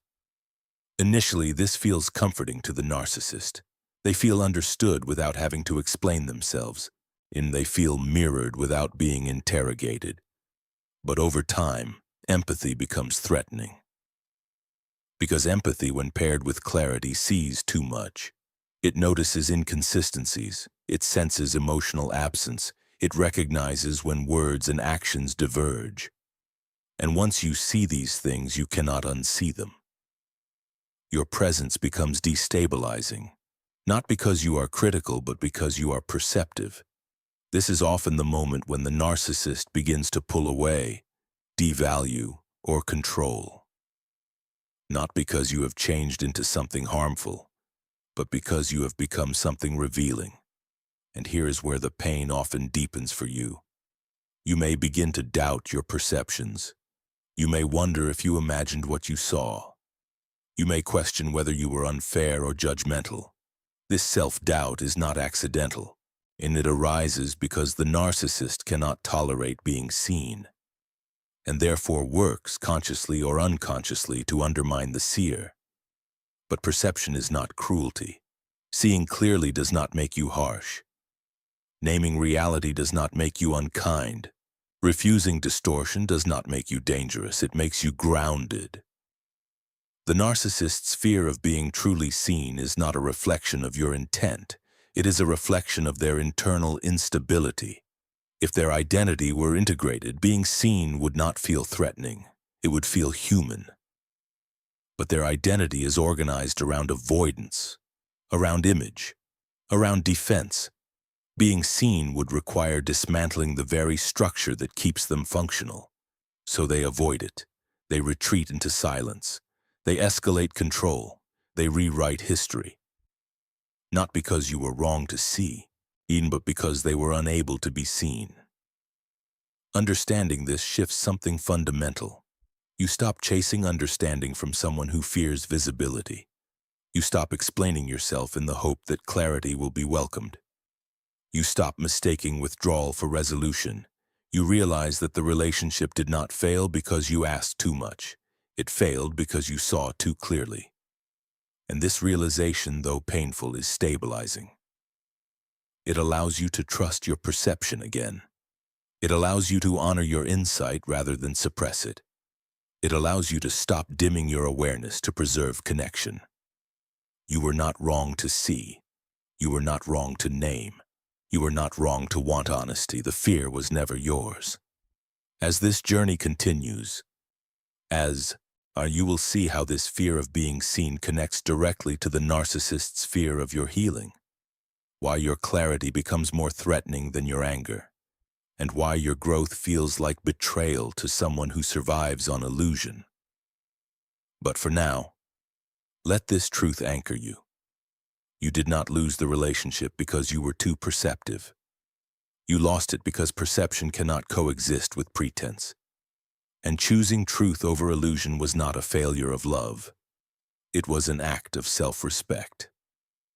Why they fear your healing, more than your anger. There is a moment in every narcissistic dynamic when the balance begins to shift. It is not when you finally speak up in anger. It is not when you confront them with everything they have done. It is not even when you walk away in pain. It is when you begin to heal. Anger, for the narcissist, is familiar territory. Anger is loud, reactive, emotionally charged. It keeps you engaged. It keeps the connection alive, even if it is destructive. When you are angry, you are still oriented toward them. You are still responding. You are still proving that what they did mattered enough to provoke you. Anger keeps them relevant. Healing does something far more threatening. Healing quietly removes them from the center of your inner world. When you are angry, the narcissist can still define the emotional climate. They can provoke, deny, escalate, or withdraw. They can use your anger as evidence that you are unstable, oversensitive, or unreasonable. They can weaponize it. They can twist it. They can use it to justify their narrative, but healing gives them nothing to work with. Healing is not loud. It does not announce itself. It does not seek validation or revenge. Healing is marked by a subtle shift inward. Your reactions slow. Your emotional range widens. Your need to explain diminishes. You stop circling the same questions. You stop rehearsing conversations that will never happen. And that quiet change is deeply unsettling to someone who survives on emotional control. From the narcissist's perspective, anger means you are still in the game. Healing means you are leaving it. What they fear is not your pain, but your independence from it. Because pain keeps you tethered, healing untethers you. When you begin to heal, something essential disappears from the dynamic. You are no longer a reliable source of emotional supply. You no longer regulate their internal instability through your reactions. You no longer mirror their importance through your distress. You stop providing the contrast that made them feel superior, powerful, or central. Your healing removes the function you once served. This is why narcissists often react more intensely to emotional withdrawal than to confrontation. A fight can be won. A debate can be controlled. Anger can be provoked again. But emotional detachment offers no leverage. When you heal, you stop asking them to be different. You stop waiting for acknowledgement. You stop hoping for closure from someone who avoids truth. You stop centering your emotional life around their behavior. And in doing so, you expose a reality they cannot tolerate. They were never as essential as they believed. This is where fear sets in. Not the obvious kind of fear that looks like panic or vulnerability, but a deeper, quieter fear of irrelevance, of being emotionally unnecessary, and of losing their position as the reference point around which your inner world once revolved. For the narcissist, this fear is existential. They do not experience relationships as mutual exchanges between independent selves.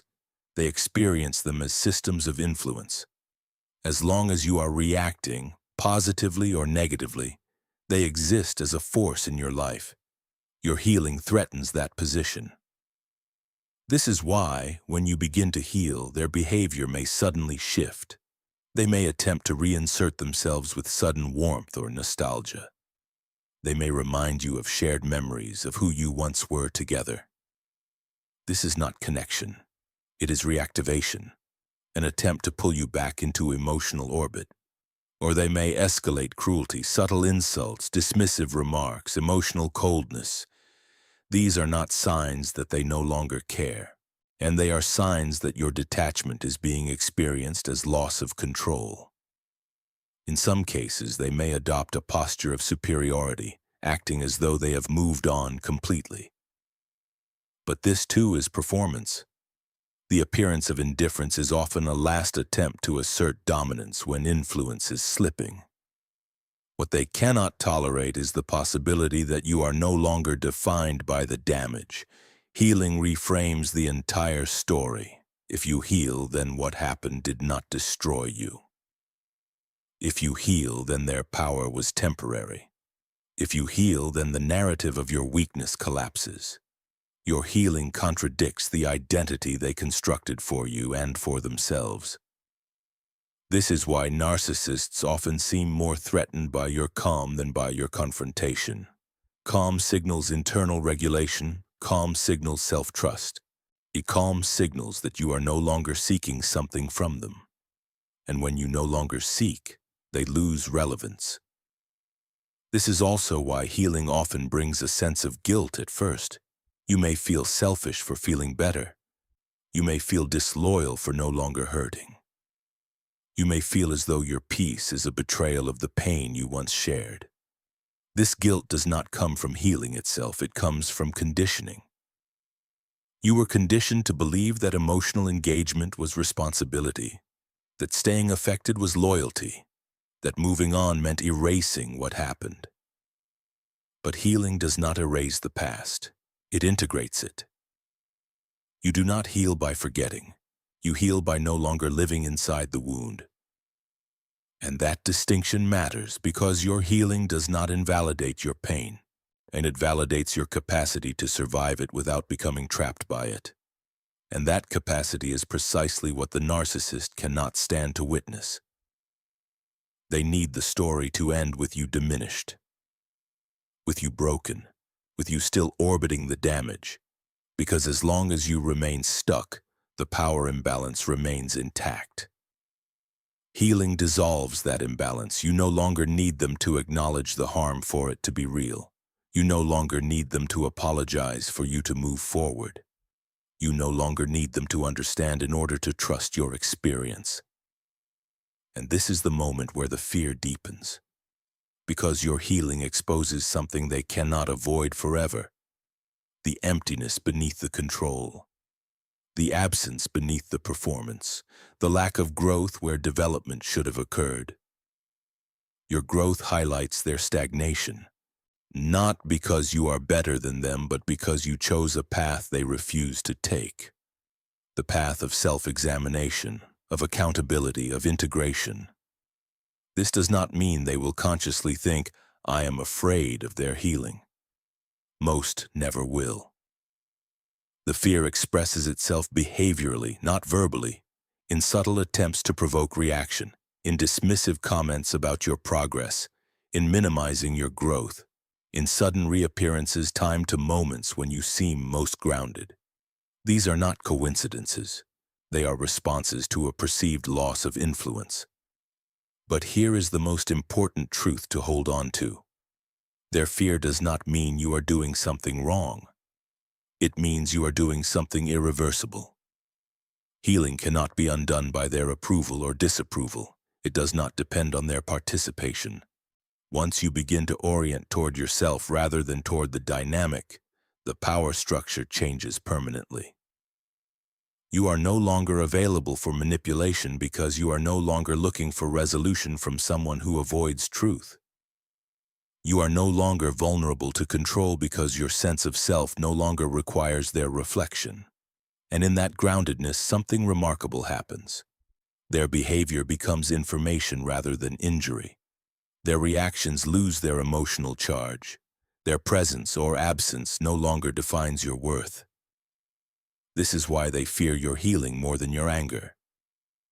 Anger keeps the story alive. Healing ends it, not with revenge, not with confrontation, but with clarity. And clarity is the one thing illusion cannot survive. Your healing does not punish them. It frees you, and that freedom, quiet and unprovable, irreversible, is what they will never be able to control. Reclaiming power without revenge. After everything you've endured, there is a temptation that arrives quietly but insistently. It does not announce itself as cruelty. It disguises itself as justice. It whispers that power must be taken back the way it was taken from you, through dominance, through proving a point, through watching the other person finally feel what you felt. This temptation is understandable. You were hurt in a way that distorted reality. Your voice was minimized. Your emotional world was destabilized, and when harm goes unanswered, the psyche searches for balance. Revenge promises balance. It promises restoration. It promises a moment where the scales finally tip back in your favor. But revenge is not power. It is proximity to the wound. True power does not require the other person's suffering. It does not require their collapse, their regret, or their awareness. Power that depends on reaction is still tethered to the dynamic that harmed you in the first place. This is one of the most difficult truths to accept. The narcissistic system thrives on opposition. Conflict, hatred, obsession, retaliation, these are not threats to it. They are fuel. As long as your emotional energy remains oriented toward them, they remain central. They continue to occupy space in your inner world. Revenge keeps them alive. Reclaiming power without revenge means doing something far more radical.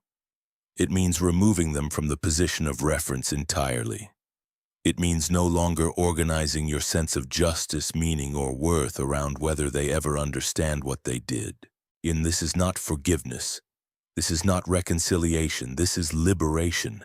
The narcissistic dynamic trained you to believe that power lives outside yourself. That power is something granted, withheld, or taken, that your stability depended on their behavior, their approval, their acknowledgement. Reclaiming power begins with dismantling that belief. Power returns when you stop negotiating your reality with someone who distorted it. One of the most corrosive effects of narcissistic harm is how it entangles your sense of agency with their response. You may have found yourself thinking, if they would just admit it, if they would just see me, if they would just apologize. These thoughts are not weakness. They are the natural longing for coherence, for closure, for truth to be shared, but shared truth requires mutual capacity. And when that capacity does not exist, waiting for it becomes a form of self-abandonment. Reclaiming power means recognizing that your clarity does not need their confirmation. This is where many people hesitate because it feels unjust. It feels as though the narcissist gets away with it. They move on. They appear unaffected. They do not face consequences in the way you hoped they would, and you are left carrying the aftermath. But this perception rests on a misunderstanding of what consequence truly is. The narcissist's greatest punishment is not exposure, humiliation, or loss of status. It is stagnation. It is the inability to grow, the inability to integrate experience, the inability to sustain intimacy. They do not escape consequence. They are shaped by it internally in ways that rarely lead to peace. But their inner life is no longer your responsibility. Reclaiming power without revenge requires a shift from external justice to internal sovereignty. It means choosing a form of power that does not mirror the harm you endured, because mirroring the harm keeps you psychologically bound to it. This kind of power is quieter, less dramatic, and infinitely more durable. It looks like no longer explaining yourself to people committed to misunderstanding you. It looks like not correcting false narratives that no longer define your life. It looks like letting others believe what they need to believe while you live in alignment with what you know to be true. This can feel unsatisfying at first. There is no spectacle, no moment of triumph, no visible reckoning. But what replaces that is something deeper. Self-trust. And you begin to trust your perceptions again. You trust your instincts without apology. You trust your boundaries without justification. And in that trust, your energy returns. Revenge drains energy because it keeps you emotionally vigilant. It keeps you scanning for signs of reaction. It keeps you invested in outcomes you cannot control. Reclaimed power, by contrast, consolidates energy. It draws it back into your body, your choices, your future. This is why revenge often feels urgent but hollow, while detachment feels slow but stabilizing. The narcissistic dynamic taught you that intensity equals significance, that strong emotion means something matters. But healing teaches you something else. Significance does not require intensity. It requires alignment. Alignment between what you feel, what you know, and how you act. When you reclaim power without revenge, you stop performing your pain. You stop proving that what happened mattered. You stop needing the harm to be witnessed by the person who caused it. You witness it yourself. This does not mean suppressing anger. Anger has its place. It signals violation. It mobilizes protection. But anger that is not integrated turns inward or outward destructively. Reclaimed power allows anger to move through you without becoming your identity. You can acknowledge what was done without becoming defined by it. Another subtle shift occurs when you reclaim power this way. Your relationship to time changes. Revenge keeps you oriented toward the past. It replays the injury. It imagines alternative endings. It waits for moments that may never come. Reclaimed power orients you toward the present and the future. And you begin asking different questions, not why did they do this to me, but what do I need now? Not how do I make them understand, but what kind of life do I want to build? These questions are not evasions, they are evolutions. And here's the part that often feels most unsettling. When you truly reclaim power, the narcissist fades emotionally. Not because you force them out, but because they no longer fit into the structure of your life. This fading can feel strange. You may even miss the intensity, the clarity of opposition, the sense of purpose that came from surviving something difficult. This is normal. Chaos can feel familiar. Calm can feel empty at first. But emptiness is not absence. It is space. And space is where new things grow. Reclaiming power without revenge also means allowing yourself to grieve honestly. Not just the harm, but the fantasy. The fantasy that the relationship would eventually become what it promised. The fantasy that love would be enough. The fantasy that empathy would be met with empathy. Grief is not weakness. It is the cost of reality. When you allow yourself to grieve without rushing to blame or retaliation, something stabilizing happens. You integrate the experience. It becomes part of your story rather than the center of it. And integration is power. You are no longer split between who you were and who you are becoming. You no longer need to justify your past or harden yourself against it. You can carry the experience with discernment rather than resentment. This does not mean you forget, it means you remember without reliving. One of the quiet markers of reclaimed power is indifference, not the numb, a performative indifference of avoidance, but the grounded indifference of resolution, the kind that arises when something no longer defines you. You no longer need to be understood by them. You no longer need them to regret. You no longer need their silence to mean anything. Their choices stop feeling personal. Their behavior becomes contextual. Their presence or absence loses its charge. This is not victory in the traditional sense. It is freedom. And freedom is unsettling to systems built on control. You may notice that as you reclaim power, others respond differently to you. You speak with more clarity. You move with less urgency. You tolerate less distortion. This is not because you are hardened. It is because you are integrated. You no longer abandon yourself to preserve connection. And this is the most radical form of power you can reclaim. The power to remain yourself without compromise. No revenge can offer that. No confrontation can guarantee it. No apology can create it. It is built slowly, through consistency, self-honesty, and the willingness to let go of outcomes you were never meant to manage. The narcissist may never understand what you've done. They may interpret your detachment as coldness. They may rewrite the ending to preserve their narrative. Let them. Power reclaimed does not need to be recognized to be real. It lives in your body when you feel calm without explanation. It lives in your choices when you no longer hesitate to protect your peace. It lives in your future when your past no longer dictates your direction. Revenge would keep you orbiting the wound. Reclaimed power allows you to leave the gravitational field entirely. And leaving is not weakness. It is the clearest signal that the story has changed. Not because justice was served externally, but because you no longer need it to be. You have something stronger now. You have yourself. Rewriting the meaning of what happened to you. At some point after the shock has faded and the noise has quieted, you are left alone with a question that feels heavier than all the others. What did this mean? Not what happened, that part is painfully clear, but what it says about you. About your judgment, your worth, your capacity to love, your future. This is where the final wound often hides.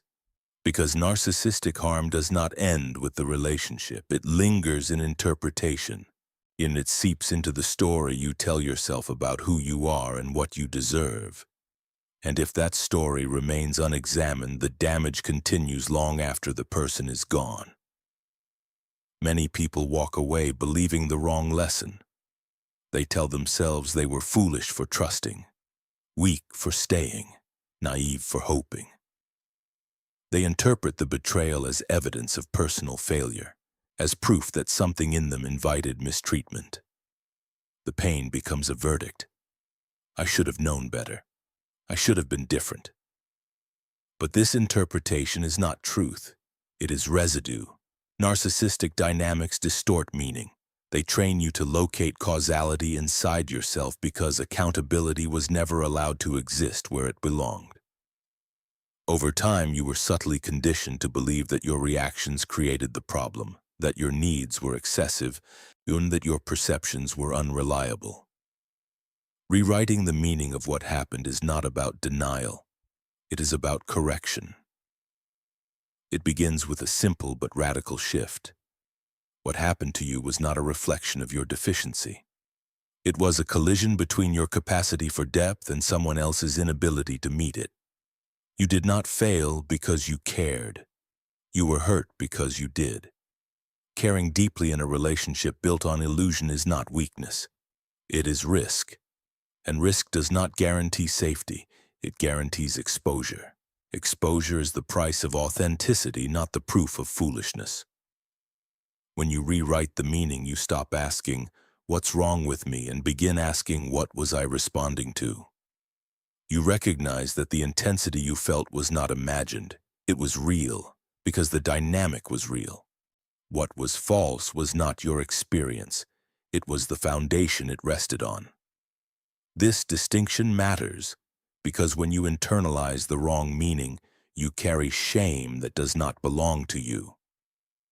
You begin to police your own openness. You become cautious not because you are wise, but because you are wounded. You mistake self-protection for self-erasure. Rewriting meaning allows discernment without self-betrayal. You begin to see that the traits you were punished for, empathy, loyalty, emotional honesty, reflection, are not flaws. They became liabilities only in an environment that could not sustain them. In a healthy context, those same traits would have been strengths. The harm did not come from who you are. It came from where you invested who you are. This reframing restores dignity, and it allows you to hold the truth without turning against yourself. You can acknowledge that you stayed too long without concluding that you were stupid. You can admit that you ignored red flags without deciding that you are incapable of judgment. You can grieve the loss without rewriting your identity as someone who is bad at love. Growth does not require self-contempt. It requires honesty paired with compassion. Another critical shift occurs when you rewrite meaning. You stop interpreting the narcissist's behavior as a measure of your impact. Their silence does not mean you were forgettable. Their lack of apology does not mean the harm was insignificant. Their ability to move on does not mean you were replaceable. Those behaviors reflect avoidance, not immunity. If anything, the depth of your reaction is evidence of your humanity. You felt because you are capable of connection. You struggled because you were invested. You grieved because something mattered. There is no shame in that. The real tragedy would be to harden yourself in response. Rewriting meaning also means releasing the fantasy that understanding them is the key to closure. For a long time, you may have tried to analyze their behavior, hoping that clarity would bring relief. But insight without integration keeps you tethered to the past. The meaning that frees you is not why they did it, but what you choose to do with what happened. You begin to see the experience not as a sentence, but as a signal that you need reciprocity, not intensity, presence, not performance, accountability, not charm. You refine your standards not upward toward perfection, but inward toward alignment. And this is not cynicism, it is calibration. You also stop using the experience as a prophecy. Being hurt once does not mean you are destined to be hurt again.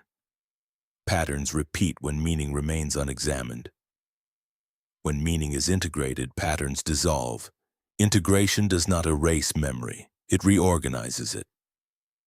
The memory becomes information rather than identity. It informs your boundaries without defining your future. You can remember without reliving. You can reference without returning. This is where something quietly profound happens. Your story regains continuity. The chapter that once felt like a rupture becomes part of a larger narrative of becoming. Not because it was necessary, but because it was survived with awareness. You are no longer the person it happened to. You are the person who understood it. And understanding changes the emotional tone of the memory. The sharpness dulls. The urgency fades. The self-blame loosens its grip. What remains is clarity. You see that the relationship did not end because you were unlovable. It ended because love cannot thrive where truth is avoided.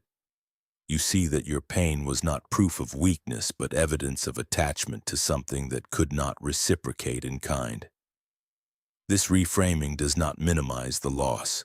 It contextualizes it. And in doing so, it returns authorship to you. You are no longer defined by what was done to you. You are defined by how you made meaning from it. This is the final act of reclaiming power. Not rewriting the facts, but rewriting the interpretation. Not denying the harm, but refusing to let it define your identity. Not erasing the past, but integrating it into a future that is no longer organized around injury. When you rewrite the meaning, you stop seeing yourself as someone who was broken by the experience and start seeing yourself as someone who outgrew it. You recognize that what was exposed was not your inadequacy, but your capacity. to feel, to reflect, to heal. And that capacity remains. It did not disappear when the relationship ended. It was not taken from you. It was not diminished by the pain. If anything, it was proven you are still capable of depth, still capable of connection, still capable of truth. The difference now is discernment. You know the cost of giving yourself to illusion. You know the value of being seen and seeing clearly in return. You know that love without accountability is not love, and intensity without integrity is not intimacy. Rewriting the meaning of what happened to you is not about closing the story neatly. It is about opening the next chapter without carrying the wrong conclusions forward. You do not move on by forgetting. You move forward by understanding. And understanding, when paired with self-respect, becomes wisdom. What happened to you was painful, but it was not pointless. Not because suffering redeems itself, but because you chose not to let it turn you against who you are. And that choice, the choice to remain honest, whole, and self-directed, is the final truth of your story. Not what they did, but who you became afterward. The final truth they will never say. There is a truth that lives quietly beneath everything you experienced, a truth the narcissist will never say out loud, not to you, and often not even to themselves. And it is not because the words are unavailable. It is because speaking them would require a level of honesty they have spent their entire lives avoiding. The truth is this: you mattered more than they could tolerate, not in a healthy, mutual way. Not in a way that led to love, safety, or growth, but in a way that destabilized them, in a way that exposed limits they could not face, in a way that stirred emotions they did not know how to hold. This is the part that contradicts everything their behavior seemed to communicate. Their silence suggested indifference. Their coldness suggested detachment. Their ability to move on suggested immunity. But none of that tells the real story. The real story is that your presence disrupted the internal equilibrium they depend on. Your depth activated feelings they could not process. In your authenticity challenged the image they worked tirelessly to maintain. Your emotional reality made avoidance harder, and that is why they had to retreat into illusion. If they could speak honestly, without defense, without performance, without fear, this is what they would have to admit: that hurting you was not an act of strength, but an act of self-protection. That dismissing your pain was not confidence, but panic. That pretending you didn't matter was the only way they could survive the truth that you did. They will never say that your clarity frightened them. They will never say your growth exposed them. They will never say your healing made them feel small. Because to say those things would require acknowledging vulnerability, and vulnerability for them is associated with collapse. So instead, they rewrite the ending. And they tell themselves the relationship was insignificant. They frame you as overly emotional, difficult, replaceable. They reduce what happened to something shallow and disposable, not because it was, but because it has to be, for them to keep going without reckoning.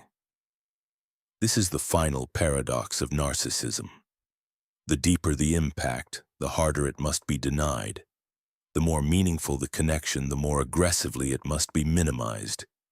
The more pain they caused, the more indifferent they must appear.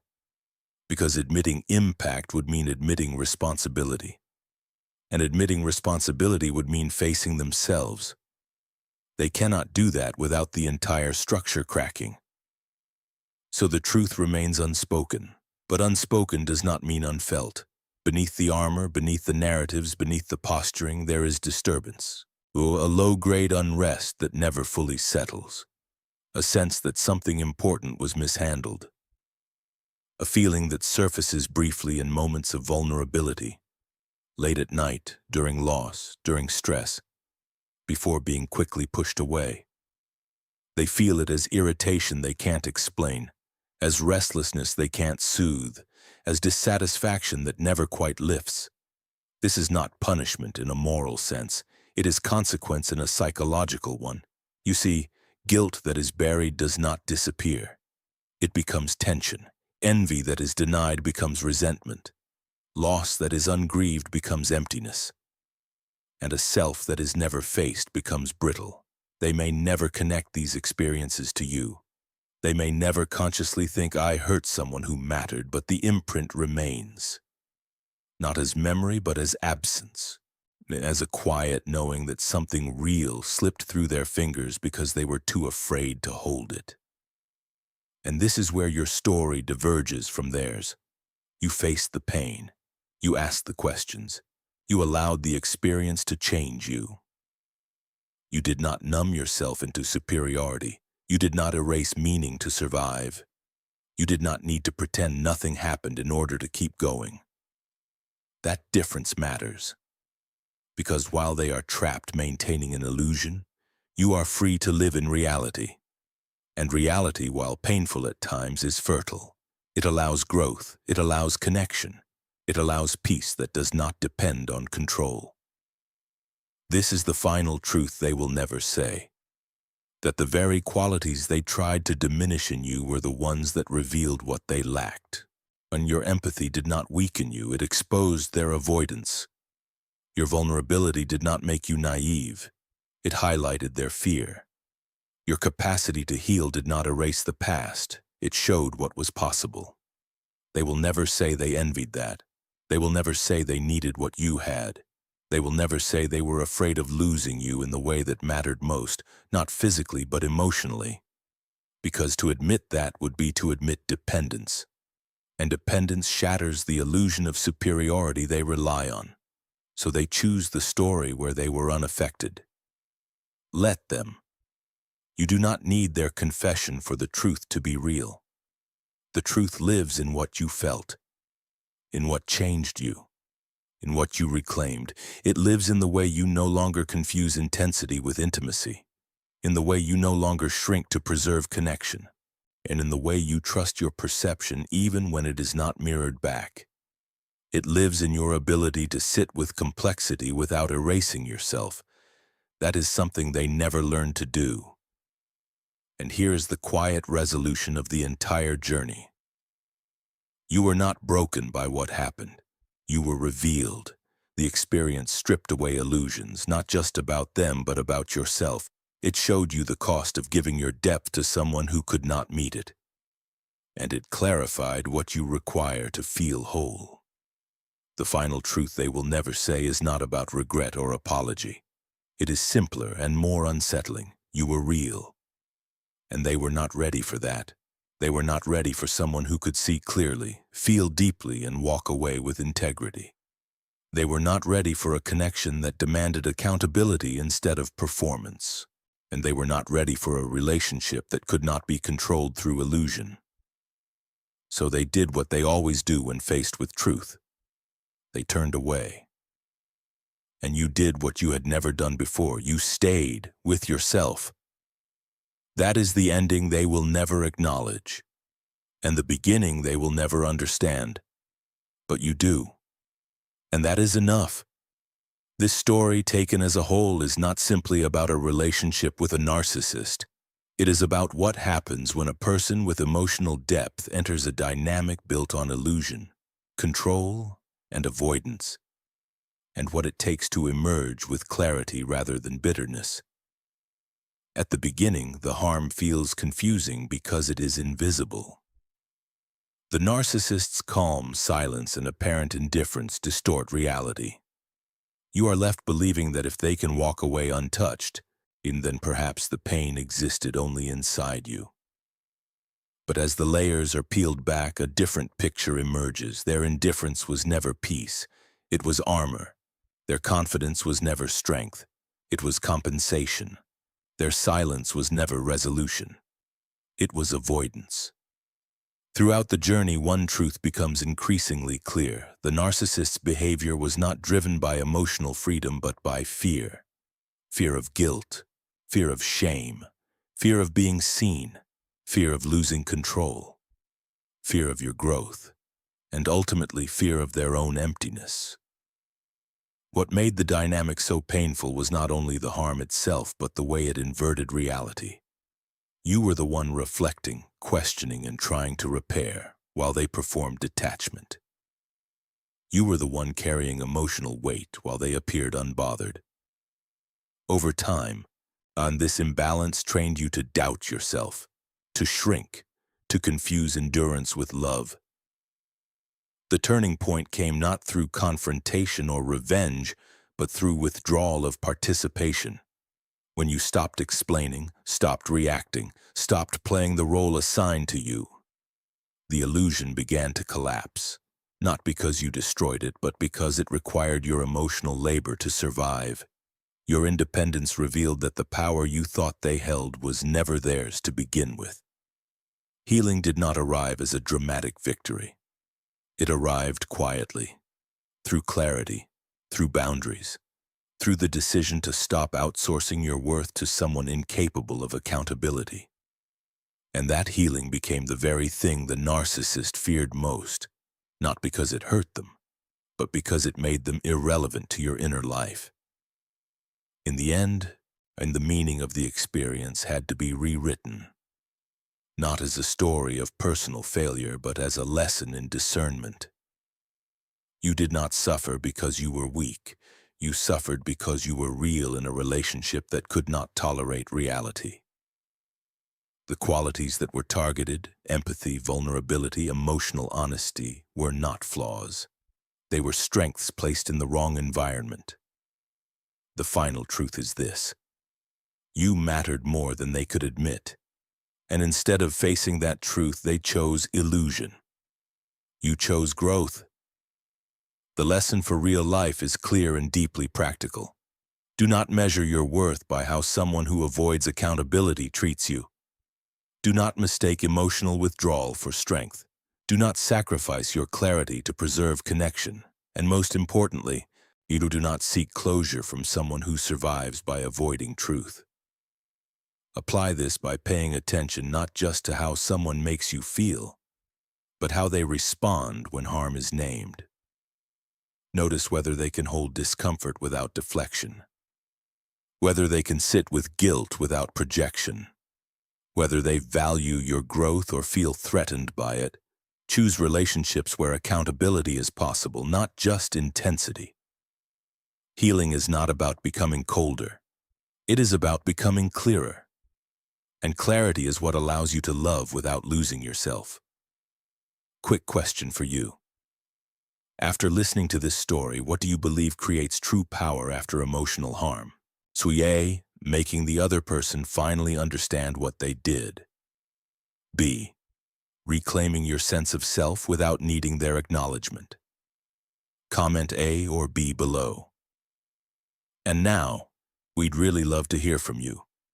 What part of this story resonated most with your own experience? Do you agree with these insights, or do you see things differently? Share your thoughts in the comments so others can learn from your perspective as well. If this content spoke to you, please consider subscribing to the channel. Your support helps us continue creating deep, honest conversations like this. And it gives us the motivation to bring you more meaningful content in the future.